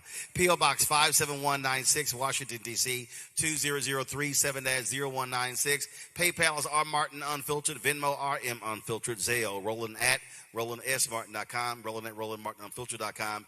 We'll be right back.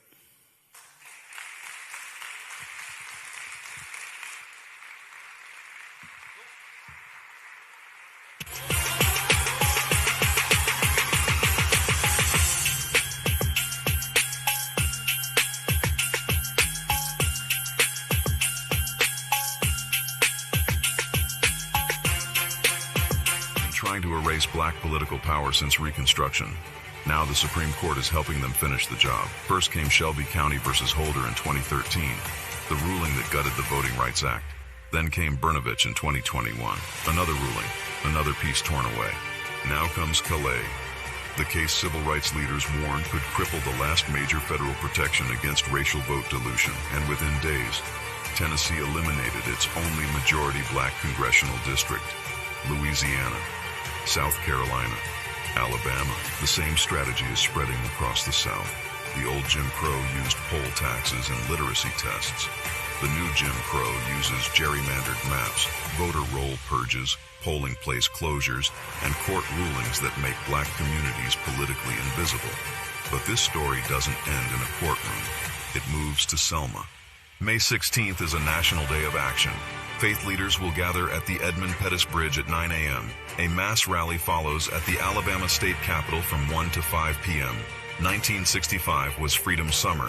This is Freedom Summer 2.0 because they are still trying to erase black political power, and we will not bow.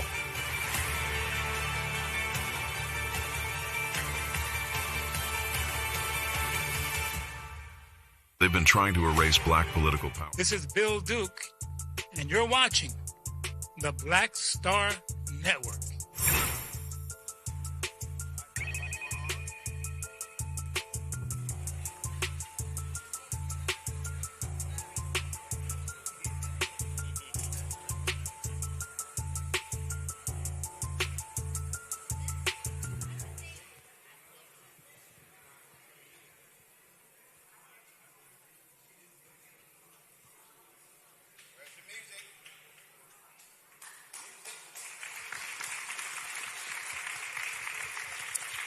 All right, folks, welcome back. Cross Street AME Zion Church. I want to now introduce our next panel. Bishop William McKissick, President, Middletown's Interdenominational Ministerial Alliance.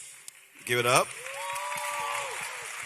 Reverend Robin Anderson, Pastor, Cross Street AME Zion Church. Moses Harville, Presiding Elder, Hartford District, New England Conference, Northeast Episcopal District. All right, so glad to have all three of you here. Let's talk about, obviously we've laid out in terms of the need with what's happening in this city. How are faith leaders addressing this issue, and how are they utilizing your pulpits to put pressure on political leaders to step up, to do what's right for the benefit of the children of this city? Because the numbers that we just went over, those numbers are absolutely scary. And I'm telling you, we have to understand you can look at those numbers and you can project future incomes. You can look at those numbers, and we already know states across this country, they base prison plans upon test scores in elementary school. And so we're trying to avoid those things. And I would rather spend money on the front end than on the back end. So what's happening in this city, and what has been the response? Elder, I want to start with you. Steve mentioned, you said in the meeting y'all had with State Senator Lesser, what happened in that meeting? What did he say? I am the Moses Harville that Dr. Perry spoke about, that spoke with him as well privately, and said that we need to have another choice of school in the city of Middletown. And I still believe that today. In that meeting, yes, still do. In that meeting, we discussed, number one, why he did not agree with having a school here in the city of Middletown. We never received an answer, per se, and then I've had my own opportunity to speak with him privately. He understands where I stand in regards to it, and I just wish he would also say how he stands. So this is where I'm confused, okay? Either you support it or you don't. That's it. And Absolutely. if you don't, just say why.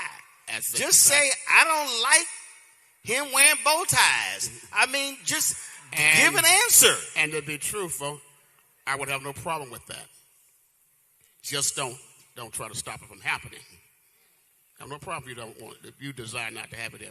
But don't stop it from happening in the city, because we desire for it to happen in the city of Middletown, the capital prep. So yes, I can still just be truthful, and I'm fine with that. But we will not let up. So what we're doing, we won't let up. We won't. And we won't shut up either.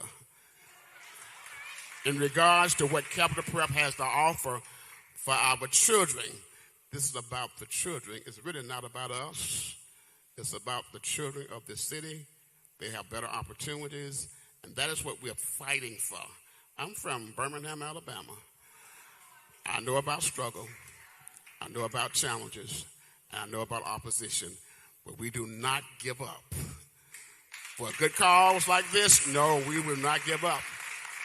For a good cause like this. So, yes, we're going to keep fighting, and we're going to push. We're going to push. That's pray until something happens and work as well.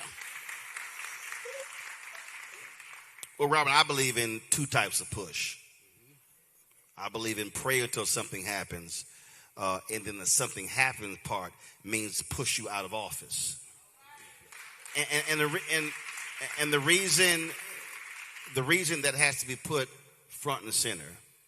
I'm born and raised in Houston, and 2022, there were George Floyd gets killed in 2020. Then in 2022, massive right-wing backlash. Election, Moms for Liberty, running folks in school boards across the country. They begin to ban books. They took over school boards, started firing black superintendents. That began to happen all around the country. A lot of places, conservative communities. But over the last two cycles, what we have seen is we've seen folk throw those folks out of office. We just had various school board elections in the Dallas-Fort Worth area and in conservative parts of town. They were voted out of office. And what I say to people is, if you believe that there are school board members and city council members and county commissioners and state reps and state senate, congressional leaders, who are not being responsive to the needs of the people, then those folk need to be pushed out.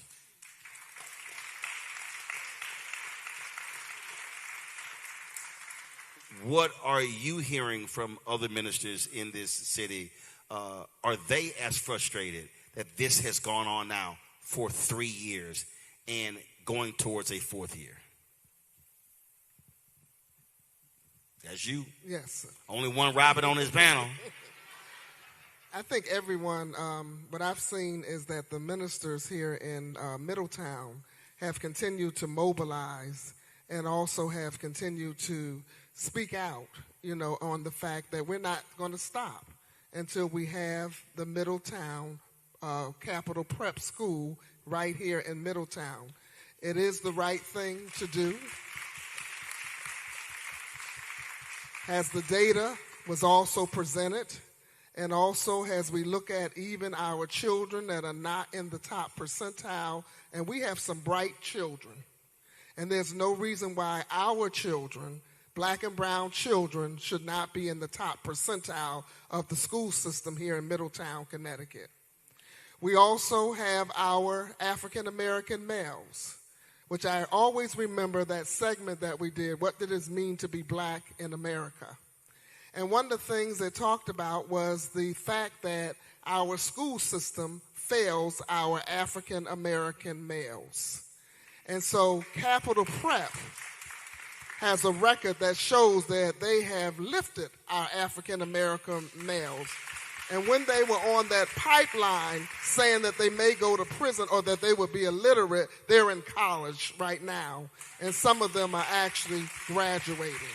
So we've seen those things. My child also at Covenant Baptist Church, 3845 South Capitol Street in Washington, D.C., we had a chartered school back in the late 80s, early 90s, in which my child attended. And even today, that my child is doing extremely well. She's a APRN, have gone to the best schools, graduated from the best schools, and graduated magna cum laude. So again, I have a child that's a product of the chartered schools also. And then I also worked in the substance abuse field, in the clinical field, mental health field, and also the prison system. So I've seen the results also all the way around. And so I just believe that we have to still galvanize, that we have to do whatever we can to make sure that capital prep, we have to put the pressure, we have to go to the ballots, we have to cast our vote to make sure that capital prep is not something that's waiting for even a lawsuit, but it is going to be something that will come to fruition. I also think about what Calvin Rolock says. I'm sure you know him, the president of the United Front. The only one that can save us is us. Let's save us. Bishop, I often talk about Dr. King's last sermon, April 3rd, 1968, at Mason Temple in Memphis, when he was talking about the sanitation workers in the strike. And at one point, he referenced Reverend Jesse Jackson Sr., who we recently lost. He said, Jesse, what do you call it? He said, redistribute the pain. He said that the garbage workers are feeling the pain. We need to redistribute the pain. And he talked about an economic withdrawal. I believe that when we talk about redistribute the pain, clearly the students are suffering and experiencing the pain. What do you say that this community needs to say to those weak, impotent lawmakers? How must we redistribute the pain to them? We need to continue to move forward. Again, as the president of the Minister Alliance, we need to first and foremost know that what we're talking about now is our children in our churches. Every pastor who's part of it, we have like 22 black pastors in the city. And therefore, we have numbers, and certainly we know that numbers are important when it comes to any decisions being made and change that needs to be made. Many times, people will ignore you, but as Dr. King showed us, when you come with numbers, things can happen. And so, first and foremost, we need to, as leaders in the city, to let our congregants know they are our family, so that they're our sons and our daughters who, for the last 3 years, have gone without an opportunity to be a part of a school that brings forth excellence. And so we must continue to move forward together. From a political perspective, we must, again, I've met personally with, in a meeting on 3 different occasions with Matt Lesser, and I met with the Lieutenant Governor and a few other folk in terms of the capital prep, and us being denied the right to open a school that is ours. And so my sermon, if you will, to the other pastors in the city is we've got to, one, get united, stay united, and move forward together, knowing that, again, this is not about us. It's about our children. It's about our future. And we can't stop. We can't stop. One of the things I say in the meetings I attend so often is that we're not fighting for victory. We're fighting from victory. And for fighting from victory, that means it's already ours. We just got to go and get it and continue to do so. Start back before, on the far side again, Elder. When we talk about politics, even though Trump helping out his white evangelical right-wing conservatives, allowing them to do politics from the pulpit, IRS still has provisions. And that is, folk cannot endorse from the pulpit. But I remind people that they can support issues. From your perspective, is this school, because you have elections this year, right? Up and down the ballot. Is the building of this school, is this the number one thing on your agenda? And do you believe that every pastor, and I'll ask each one of y'all so y'all get to answer this, do you believe that every pastor in this, every black pastor in this city and other allies should say, if a person is unwilling to support this school, they cannot come to your church? That's laying it clear on what your agenda item is. That is plain English.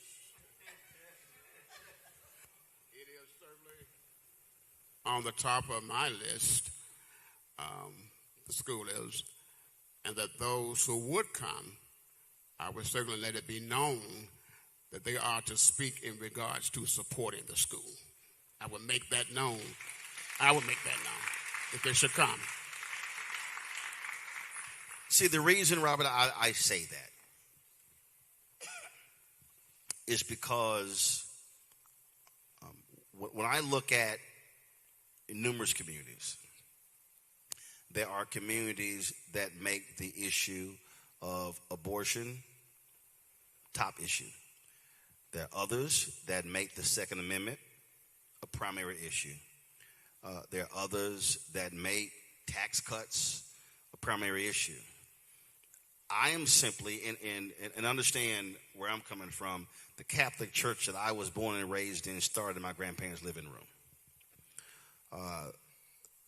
Church was 2 blocks from my grandparents' home. We lived 8 blocks from them. So my entire childhood, teenage years, spent tons of time at church. My mom was one of the 3 co-chairs of the Metropolitan Organization, an interfaith group that was citywide and statewide in Texas. So I saw how people of faith demanded issues in public policy.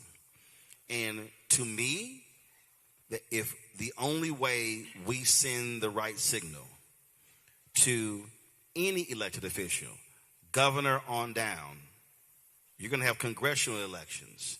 I don't care what the election is. Every single person running for office, if they want to come to your church, should have to say yes or no on this school. Your thoughts on that? Oh, yes. No, yes. Robin, you already answered. I got you. You on record. I do think, yes, that they should be able to answer the question if they are for the school or if they're not for the school. And also, again, like we had said before, to also be able to say also, even before they come into the pulpit, why they're not for the school, and if they're willing to also even share that, but to also know up front that the pastor of this church, the Cross Street AME Zion Church, which I make it known all the time, is for capital prep. Bishop, the reason I fundamentally believe that has to be the standard, because what it does is it sends a strong signal. And the response of every single one of those officials will also tell the people where they actually stand. If you want to swing by here, you're going to have to answer this question. Those who choose not to show up, they've already answered that question. That's why I believe it has to be put on the table. No, I absolutely agree with you 100%. That one, again, I am on board. I am part of the committee of Capital Prep. I attend the meetings, and I've been involved in them since almost the beginning. I had to take a couple years off as I had a heart attack. God brought me through that. It wasn't because of Capital Prep. Let that be on the record. But no, you certainly can come to New Jerusalem, but you need to know where I stand on Capital Prep and the importance of Capital Prep and why Capital Prep is there. And so you let it be known that in coming in, the question will be asked, why or why not will you come? Because so often in our churches, I'm sure that you're probably aware of this, that when election time comes, all these politicians, they want to come into your church, right? And they want to come in and smile at you with their agendas, and many of them are not real agendas to begin with. They're just lying and going forward with what they said.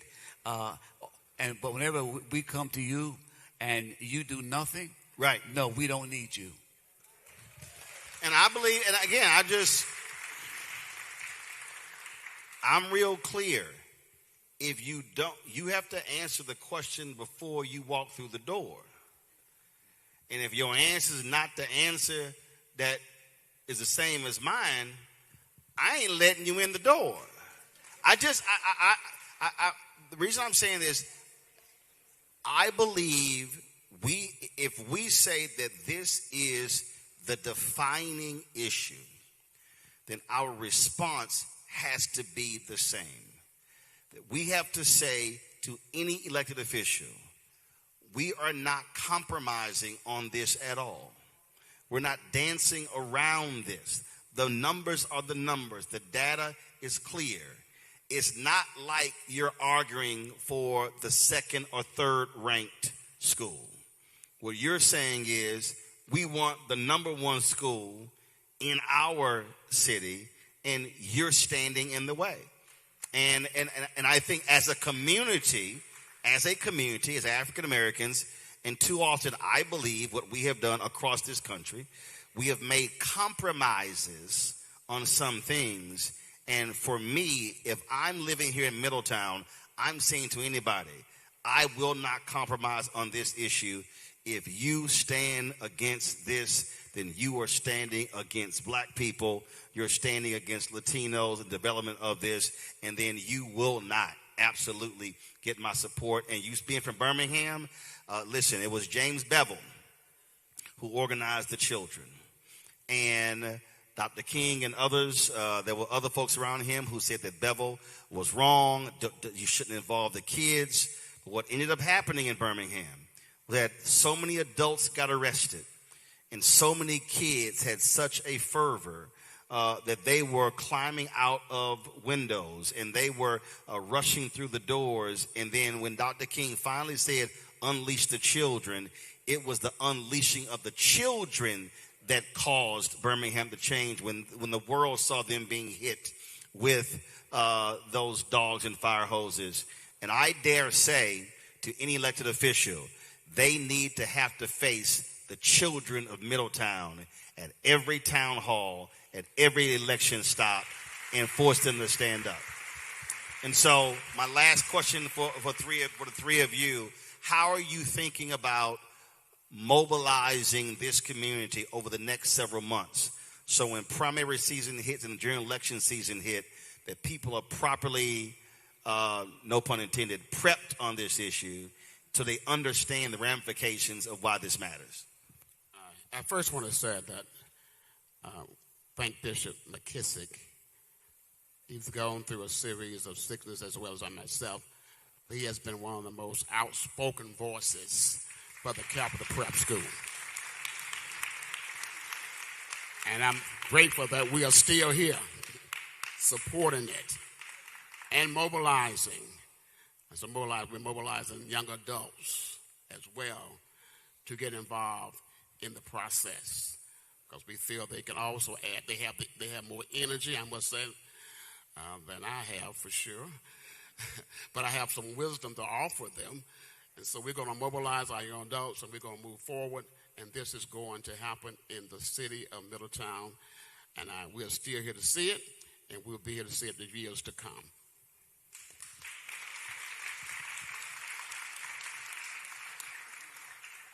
I think the mere fact that we're all here tonight at the Cross Street AME Zion Church also says, and also Sister Michelle Clay, who's a member of the Cross Street AME Zion Church, who's also chairing this capital prep effort. And again, I unapologetically let anybody know, and has let also Senator Lesser know as well, I support capital prep. And I will be at every meeting. I will be at every hearing, and I've been there. And I've also spoken, and I'm not backing down. And so I think it's important also that we continue to talk about to the community, to our congregations, that they also have the facts as well. And so it was good to have the data here today, but to continue to share that data and to continue to, again, as I mentioned before, this has got to be about all of us galvanizing and coming together and being relentless about the fact that we're just not going to stop no matter what it takes until capital prep is here in Middletown. And I want to also say thank you, Bishop McKissick, also for all that you do in the also your commitment also, even when you were sick, you were still committed. Bishop? Again, in terms of mobilization, I will continue to do my part to try to continue to push the Minister Alliance.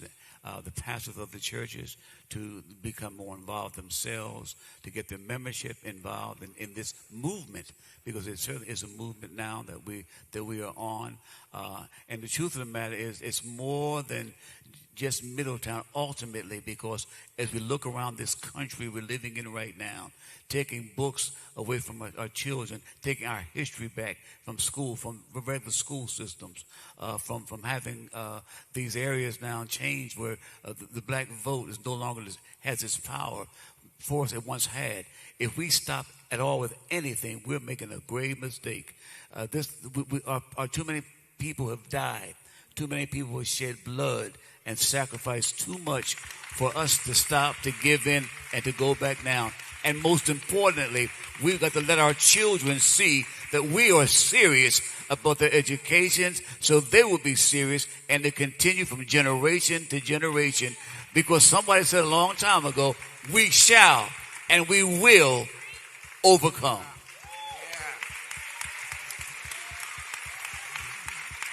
Let me thank our pastors here. And before I go to break, and I want to bring up, I've got just a couple of more segments here. It's amazing to me. I don't look at what people say, I look at what they do. And as y'all were talking, I sat here and I went to Instagram. And on May 5th, your state senator posted a photo saying, "Thank you, Governor Lamont, for signing our new state civil rights law and standing up to federal overreach." And I would say you cannot be credible praising the signing of a civil rights law if you're standing in the way of your own district's kids being taught.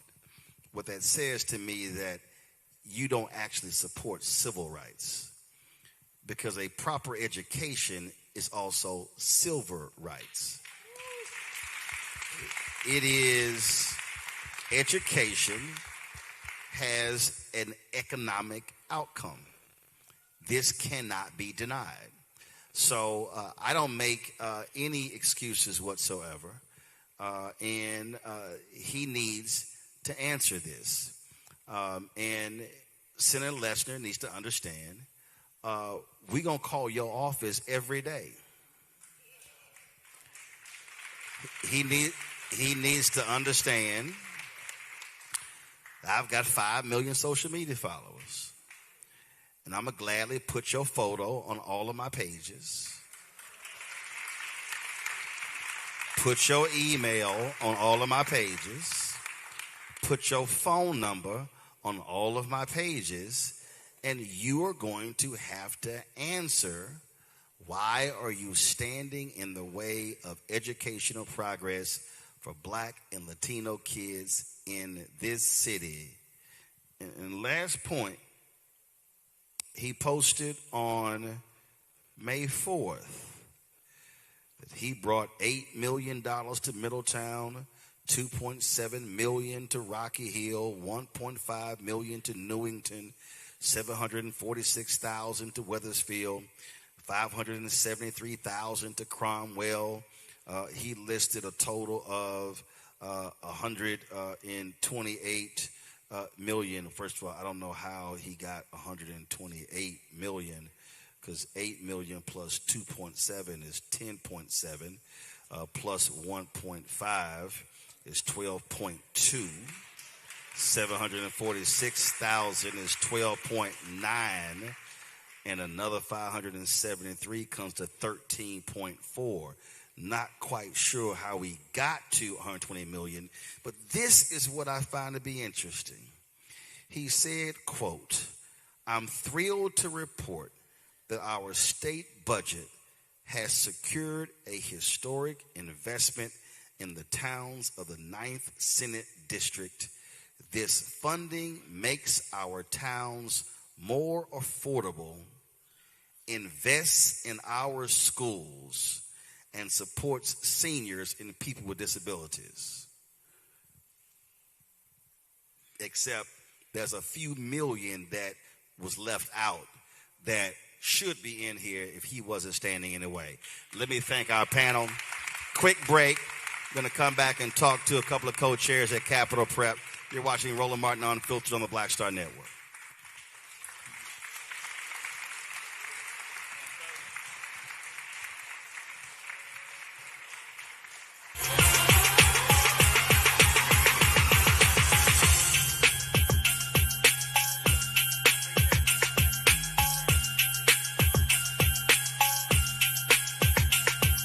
In this country right now, you have people get up in the morning, and the only thing they can think about is how many people they can hurt, and they got the power.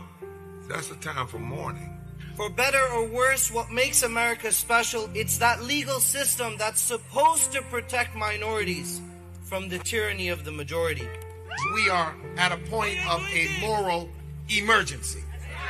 We must raise a voice of outrage. We must raise a voice of compassion. And we must raise a voice of unity.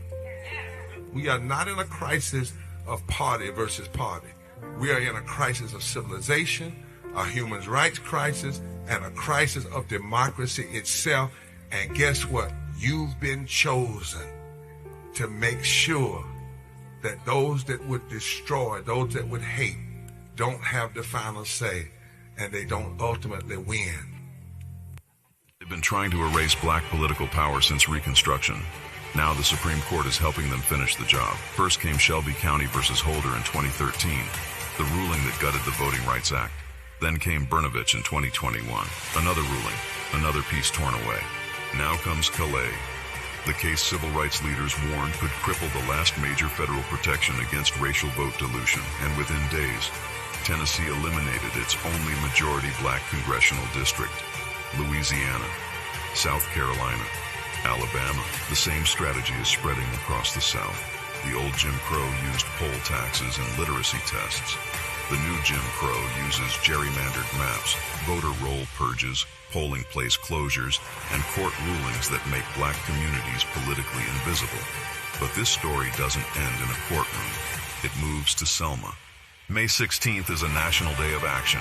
Faith leaders will gather at the Edmund Pettus Bridge at 9 a.m. A mass rally follows at the Alabama State Capitol from 1 to 5 p.m.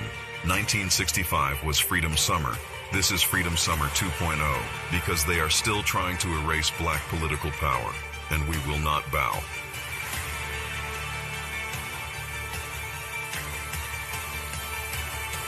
Hey, I'm Malcolm Lee, and you're watching the Black Star Network.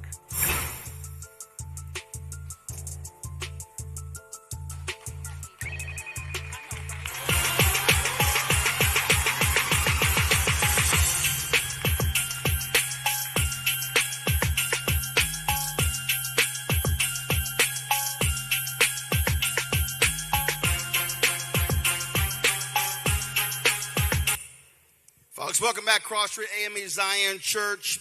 Joining us now, Michelle Clay, co-chair, Capitol Prep Middletown Planning Committee. Yvette Highsmith, founding member of the Capitol Prep Middletown Planning Committee. Glad to have both of y'all here. All right, so talk about this planning committee. How long have y'all been active, and how's it been going? So we started the planning committee in early 2023.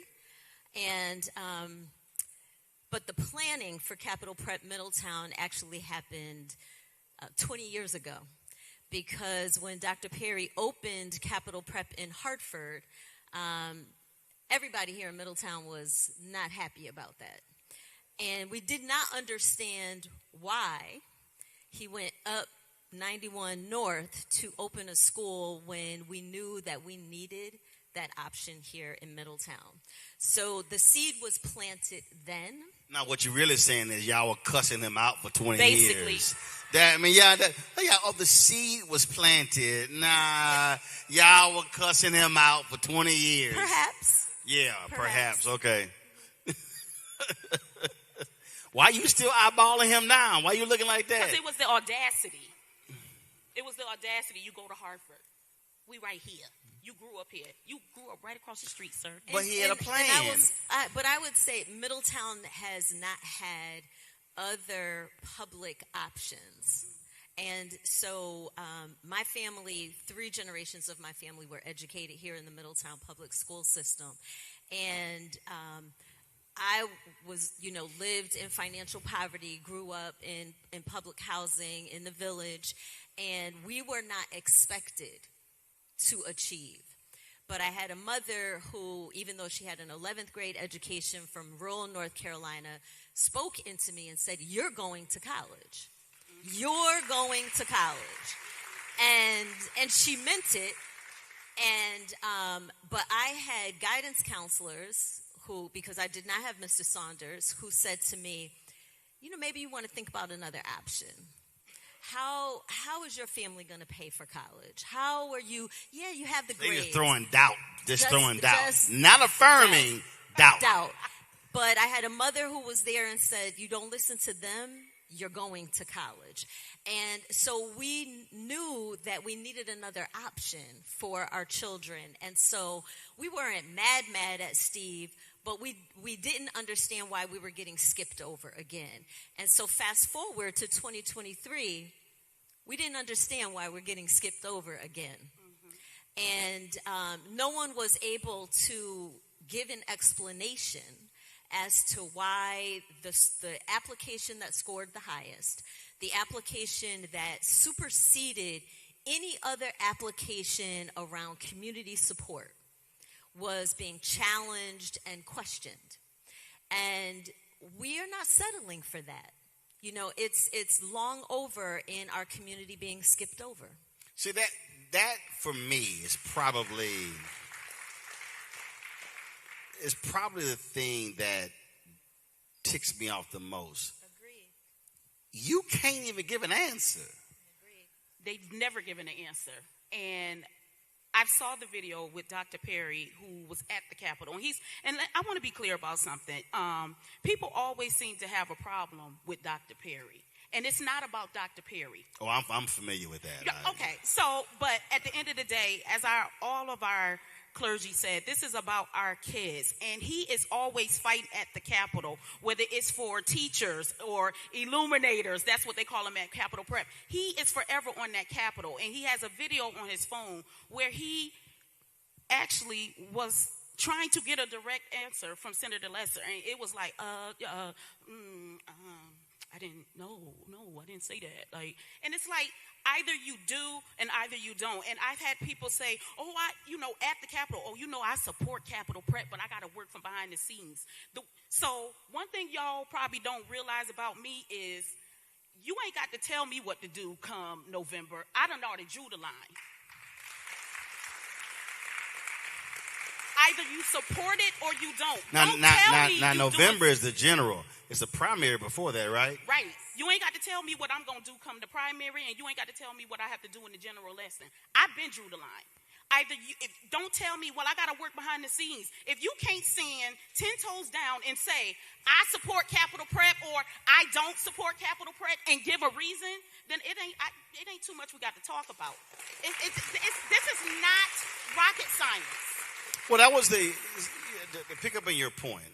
There's a phenomenal book, and I guarantee you I have sold more copies of this man's book than he has sold. And I've been trying to interview him, James D. Anderson. I know you're working on a new book, but you need to come do the interview. So James D. Anderson wrote a book called The Education of Blacks in the South, 1860 to 1935. It's a fascinating book. And one of the things, what you just talked about with your mother, the period when slavery ended, there was an absolute fervor for education among African Americans. Formerly enslaved people of African descent figured out real quick that if they could kill us for reading, it must be something that is so powerful about an education. You quoted Frederick Douglass, the overseer's wife, the master's wife. Something so powerful.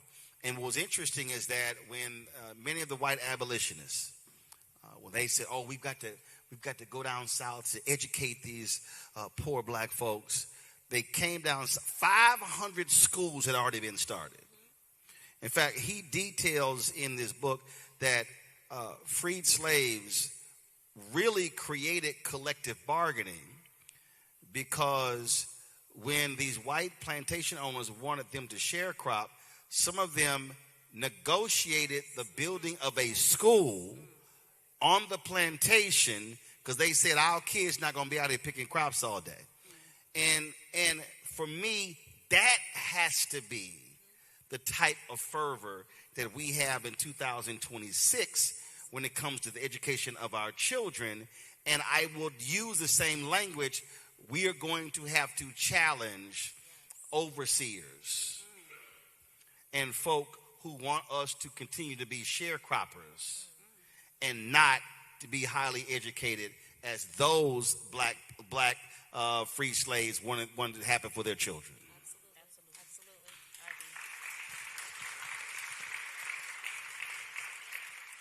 One of the things that has baffled me about this whole situation is you cannot argue the data.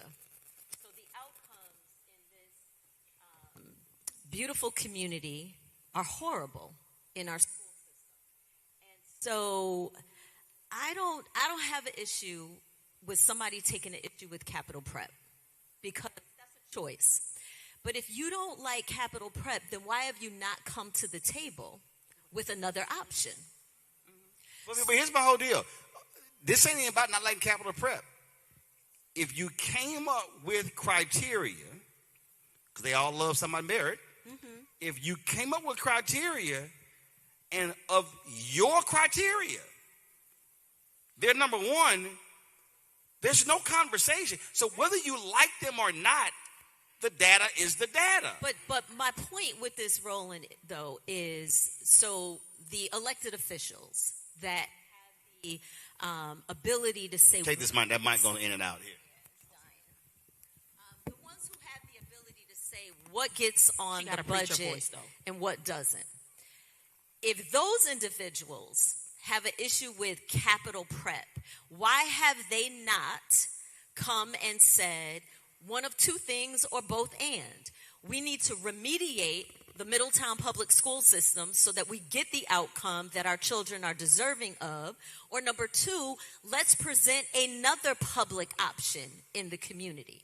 Why has that not come up? So the only thing that I can walk away from that, because come up with another option. No, they could if they wanted to, but they don't want to. No, but here's my whole point. And they can't come up with another option. So they don't want to see what is in this room tonight, which is these highly educated, passionate young scholars. And I need you all to stand up. I need Capital Prep, Harbor, Sharks to stand up. Because this is what they don't want. Right. I met a young scholar for Capital Prep who came to me and said, before I came to Harbor, I did not like math. I was not good at math. But that young man had just competed on the math team. And that's what Capital Prep did for him. And that is what these elected officials do not want to see happen in Middletown. Because it will shift the power dynamic. Right. And I'll leave it there. But the reason I say they can't, because you can't create a criteria that you established, and then all of a sudden it doesn't go the way you want it to go. And the problem is, what is it now going to look like if you selected the number 2 or the number 3 over the number 1? But none of those schools were from Middletown. I'm saying they're not even creative enough to say we're gonna do an offshoot of the Middletown public school system and do it. That's what I'm saying. Those other schools, because to bring it back to reality, just last week they just funded 3 charter schools in the state, right? So they found $3.5 million to fund 3 new charter schools in the state. This is, 3 years after our application went in. So it's not that the state doesn't have an appetite for charter schools or have money for charter schools. For some reason, they don't want Middletown to have a charter school. Or they don't want it to be capital prep. See, again, when I look at, I've traveled this country, and I've seen the political games being played. And what I keep saying to our community, there is only one response to obstinance, and that is removal. And we talk about, if it comes down to the data also means votes. Absolutely. And whoever gets the most votes, that's who wins. And what this community has to say is, we are going to make every person pay politically who has stopped this school from moving forward. That's the only response I can think of. But I think another conversation that needs to be had and talked about is the funding process. Because based on what is written in law, they have not been following that rule. So where does it, everybody plays sports. When you're number one and you win, you win. There's a reward for winning. And the past couple of years, the number one schools haven't been funded. And it's because, and I'm going to say it, it's because the people making the decision of who gets the funding can't be impartial. These are other towns where their other state representatives are like, hey, I'm going to fund my school. And they get funded. And how many times, so it's election time, people have called me and said, hey, they've been calling me.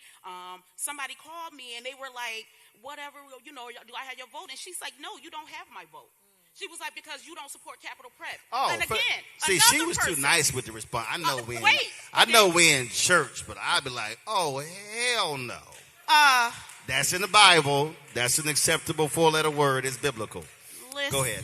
Just so you say, I ain't going to say nothing because everybody know how I am. Outside, I would have said that. But to go back to her point, she said no. God know how I feel. So. To go back to, they told the representative, the person that literally called their phone, they said no.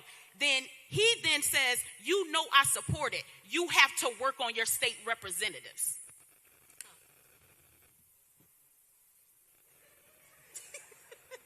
And also, if you the governor, come out publicly and campaign hard for it. How about if you so that was the governor? She said it was the governor. So I will say this here. If Governor Ned Lamont support this, then Ned Lamont should come to Middletown and do a town hall. Right. Is he running again? Yes. Oh, he on the ballot too? Yes. Oh, absolutely. Y'all, I'll be, as Bernie Mac said, cut him to the white meat. I'm serious. I'm telling you, the only way you get the attention of elected officials is with the power of the vote. That is the only thing that you have to hold them in check. It's the vote. It's that. That's what it is. Final comment. You want me to just, okay. I think that the education of our children is critical, now more than ever. And so as a community, we really have to continue to rally behind this. We should never have somebody like Richard sitting up here and rattling off how poorly Middletown is performing. We are better than that. Our children deserve better than that. And no one but us is going to ensure that they have the future that they are entitled to. So we need to ensure that we have the right candidates running for office, that we are casting an informed vote, and that we are making sure that everyone in our concentric circle is getting out to every election, to the primary and to the November election, and having our children at the forefront of your mind as you cast those votes. There you go. So I would say my final thought is, a lot of the times, a lot of people say, Michelle, why are you doing this? Why do you do this? You don't have a dog in the fight. I'm the dog in the fight. I'm the cane corso in the fight. I want more dogs in the fight. I need this community to come and be a dog in this fight with me, because tonight was just the beginning. So as our clergy said, we're not going nowhere. We're not letting up. One way or another, Capital Prep is coming into Middletown. And I ask you, join the fight. There you go. Absolutely. I appreciate y'all being on the panel. Thank you so very much. I'm not going to go to a break real quick. I'm going to have Steve come back up. Anita Ford Saunders, she's a former Middlesex County NAACP chair. Step on up as well real quick. Y'all swap y'all out. Y'all step down. Y'all come on up. Steve, come up. Anita, you here? Where's Anita? Where's she at? Is Anita over here? Okay. All right. Steve, go ahead and take a seat. This is going to be our final segment here.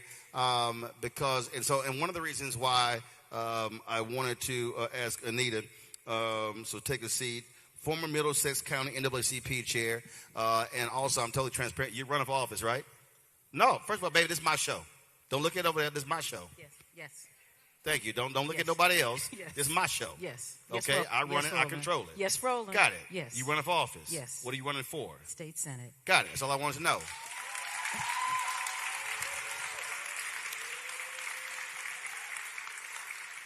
So, formerly run the NAACP, what do you see? Churches are one thing, parents are one thing. What do you see among grassroots organizations around this issue in this city? Are they mobilized? Are they focused on this issue? I think we're not mobilized enough. I think that we're focused, but because it's on an intimate basis, on a one-to-one basis, because it's one child after another child.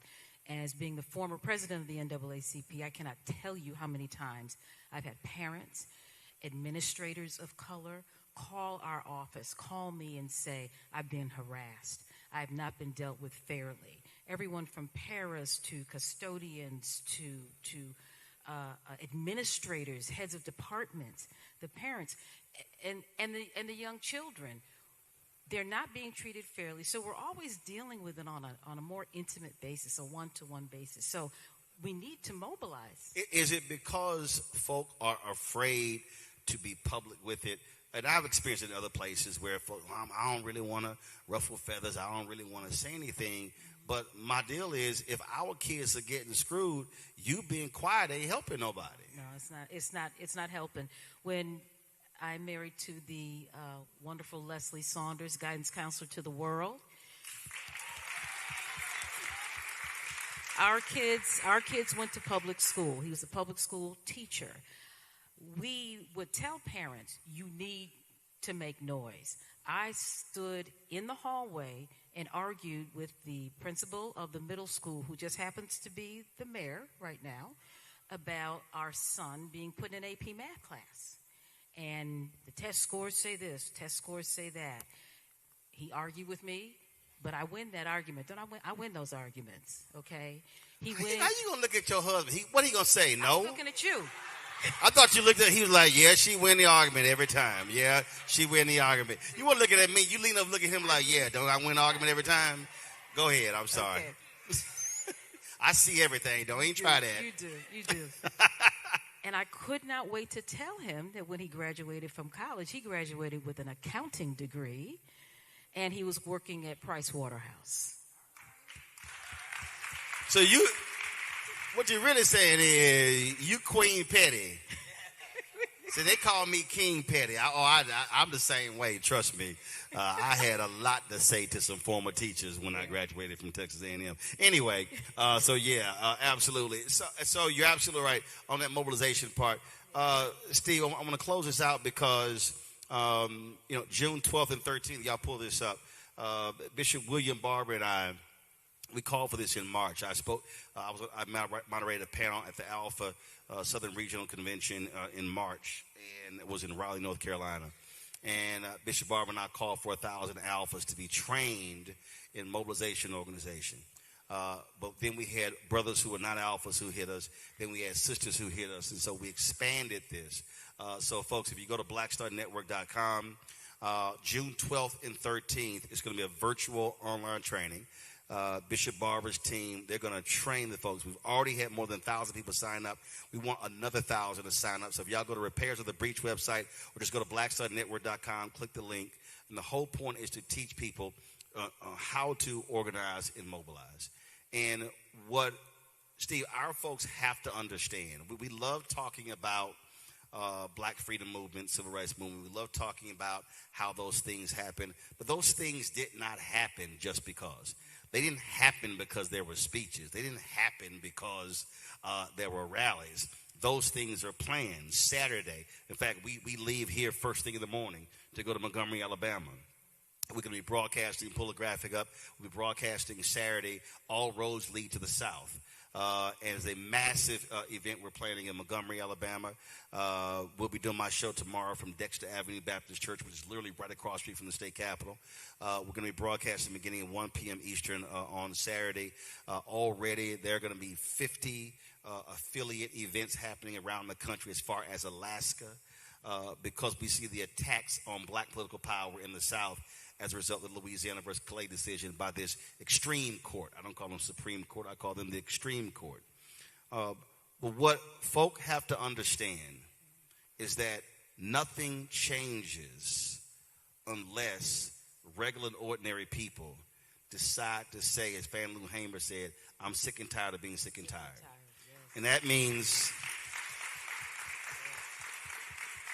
and this is not, Steve, this is not just African Americans or Latinos, it's whites as well. And it's not just if you are a parent with a kid.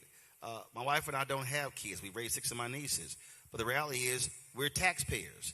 We hire people who go through school systems. So it doesn't matter if you are a taxpayer in this city, you should be concerned about what's happening with education. And what is required here is for people of conscience who are black, Latino, white, Asian American, Native American, to take this personal and say, as she said, the line is drawn. Either you're with us or you're against us, but you better make it clear where you stand. And if you are against us, we are prepared to take you out. That is the only stance that has to happen. And I will absolutely encourage, obviously parents should be involved, but I think these kids should be on the front lines as well, demanding. That state senator, the mayor, the council, all these folks, they should have to look these kids in the eye and say, I'm not funding a school for y'all. That has to be, I believe, our response over the next few months before the primary and the general election. Your final thoughts. So I want to just take a second to say thank you to Pastor Robin Anderson and the Cross Street AME Zion Church. Please give it up. Thank you. Yeah, they put together a nice, comfortable green room for us, and they had the proper chocolate chip cookies that are my favorites. There were 2 bags, and so for the crew, you were not supposed to touch the blue packet, Antoine. That is not, your name is not on the blue one. The other one is for y'all. We're going right ahead. And you mentioned what a movement.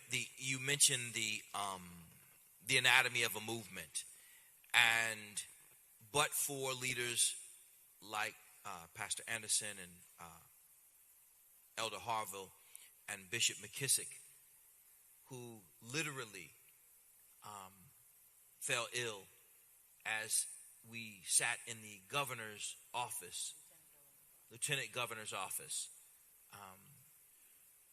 literally fell ill, life-threateningly ill, and is here still today, still in the pocket, still in the fight.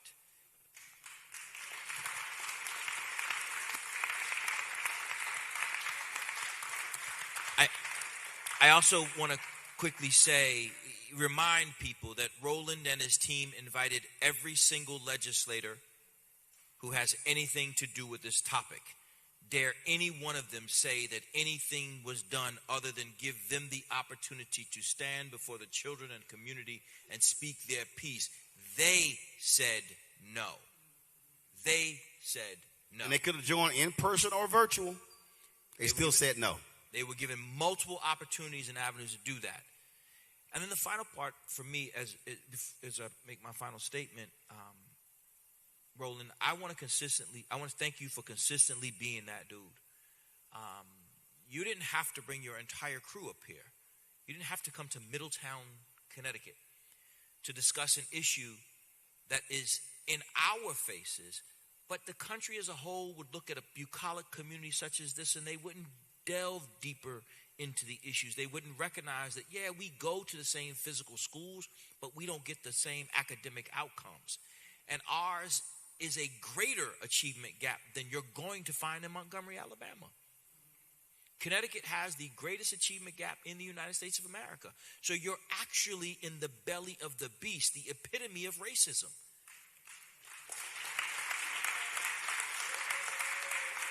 So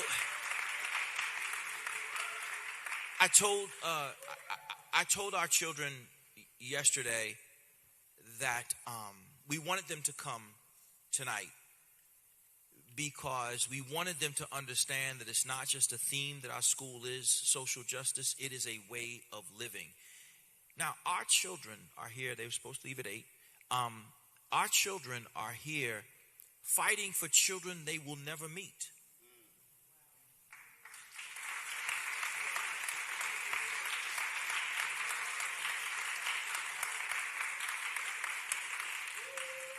They are here tonight because they believe that that which is given to them should be given to other children like them.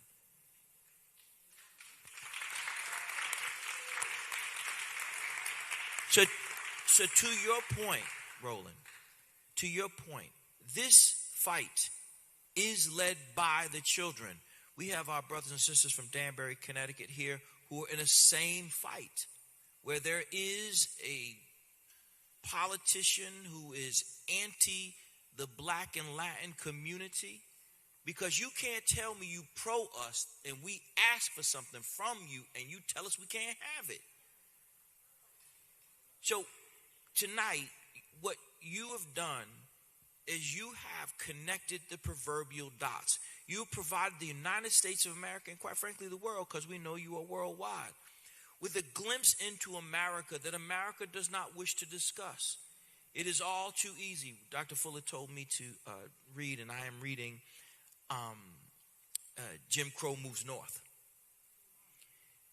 And what you see in that is that, as you said, African Americans moved up here with a literal religious fervor for education. If you want to see black folks show out, go to a high school or college graduation. For us, it is a literal religious experience. Literal religious experience. And so I say tonight that people in places far less auspicious than this fantastic chapel have done greater things than we are calling for today. Ours is a very simple task. Our task is to make sure that we, as a community, show the children who we are, that we stand on business.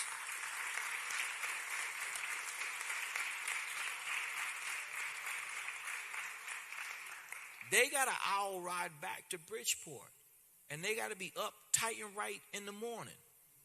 If they can do this,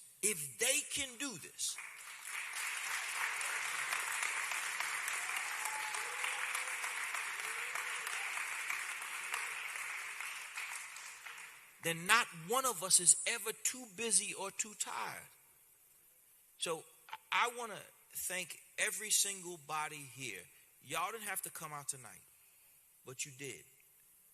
And my sincere hope is that you found what you were looking for when you came. Roland, I am here because I have been raised to be here. My family, my extended family, and our community. But we're all here for one reason, and that is because no one can convince us that our children are not the most intelligent children on earth.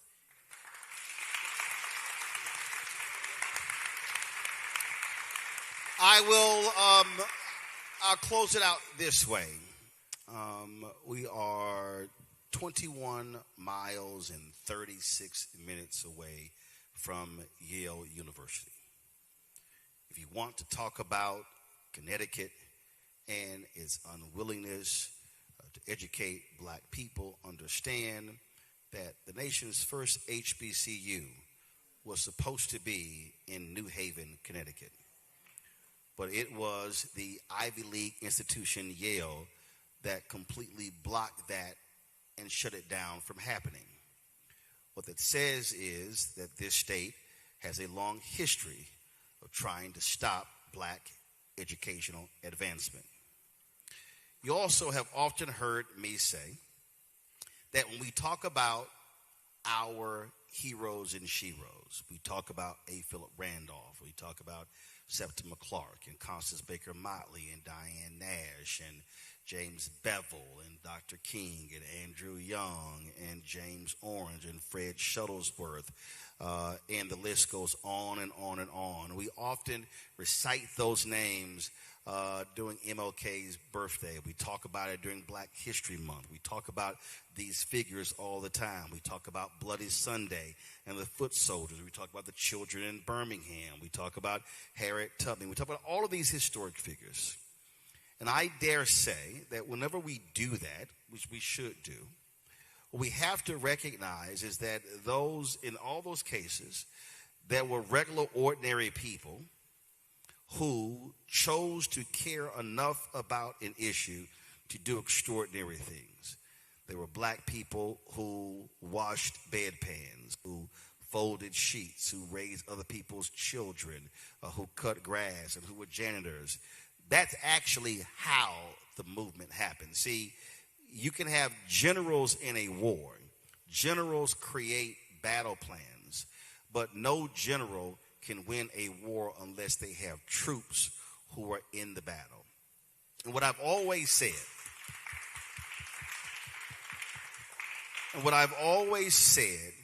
is that it will be a shame 20, 30 years from now in Middletown, in Connecticut, in the cities across this country, where we are talking about what they did, and we're not talking about what we did today.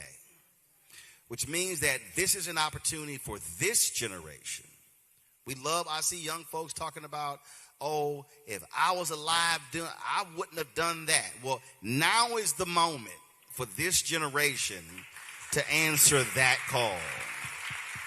Now is the moment for this generation to fight for the education of black children the same way they did post Brown versus Board of Education, which did not happen so easily. Now is the time for this generation to tell modern day Bull Connors that if you are standing in the way of black advancement, you might say the right things. You might tout a civil rights bill on your Instagram page. But if you are blocking the educational advancement of black and Latino children, you are no different than Jim Clark in Mississippi. You're no different than Bull Connor in Alabama. The only difference is you have a smile on your face.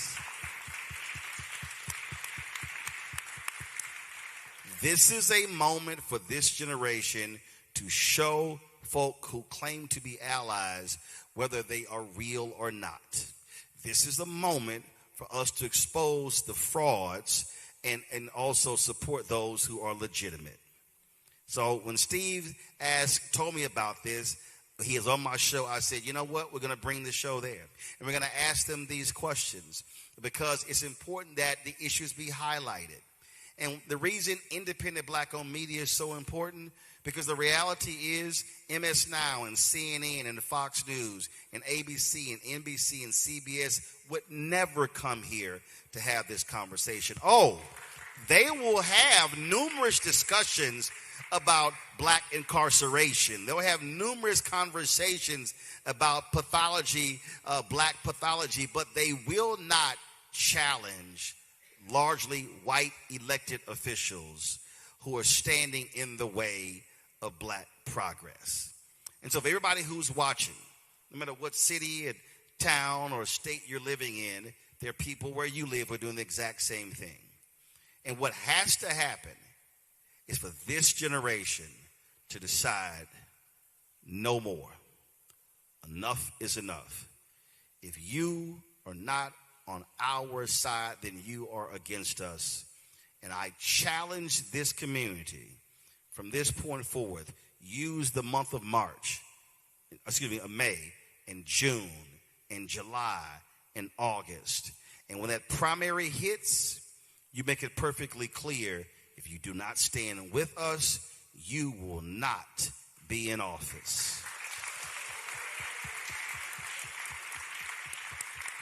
This has to be the issue for our community, and this is one we cannot turn our backs on, because the reality is no one knows who the next black billionaire or millionaire or television anchor or entrepreneur or teacher or principal is. And if these black children today, and Latino kids, and also white kids, if they do not have a shot at a better life, it will be because of what happened K through 12, and we simply cannot allow that to happen. And so if those folks are standing in the way, I need everyone here to say to them what my frat brother, my alpha brother, one of our founders, Vertner Woodson Tandy, said. He said that we will fight until hell freezes over, and then we will fight on the ice. Let me thank Cross Street AME Zion Church. We thank the pastor. Let me thank Dr. Steve Perry, Capital Prep, all the students here. Y'all stand up. Give me a wide shot. Give it up for all these students, y'all. Looking great. Folks, be sure to support the work that we do. Join our Bring the Funk fan club. Contribute via Cash App and credit cards. Use Stripe. You see it on the screen. Also, of course, go to blackstarnetwork.com. Check your money order. Make it payable to Roland Martin Unfiltered, P.O. Box 57196, Washington, D.C. 20037-0196. PayPal is R. Martin Unfiltered. Venmo, RM Unfiltered. Zelle, Roland at RolandSMartin.com. Roland at RolandMartinUnfiltered.com. Download the Black Star Network app. Apple phone, Android phone, Apple TV, Android TV, Roku, Amazon Fire TV, Samsung Smart TV. Y'all want to get our Roland Martin Unfiltered swag, go to shopblackstarnetwork.com for our hats, t-shirts, all that good stuff. Also, we created a marketplace there. We have more than 50 black-owned businesses on our marketplace. When you support those products, you support our show. So please go to shopblackstarnetwork.com to check all of those products out. Don't forget, check out Brittany Noble for the breakdown of Brittany Noble every day, noon Eastern on the Black Star Network. Please do that. Of course, every Thursday we stream the Second Opinion with Dr. Ebony Jade Hilton. So you'll see that coming up next right here on the network. And also, don't forget, folks, tomorrow I'm broadcasting live in Montgomery, Alabama. All roads lead to the south. We'll be live on Saturday in Selma at 10 a.m. Eastern. Then we'll be live from Montgomery at 1 p.m. Eastern. Amazing lineup of speakers are going to be there. And so we are providing the coverage, and we'll be streaming this on at least 50 other platforms of other folks as well. And so we want this to be one of the largest mobilizations ever. The whole goal of what takes place on a Saturday is to kick off Freedom Summer 2026, because we want to send a signal to these white conservative evangelical MAGA Republicans that if you want to take out black political power, we're going to take you out. And our goal is to have the largest black voter mobilization since the 1965 Voting Rights Act. So, folks, that's it. I'll see y'all tomorrow. Holla!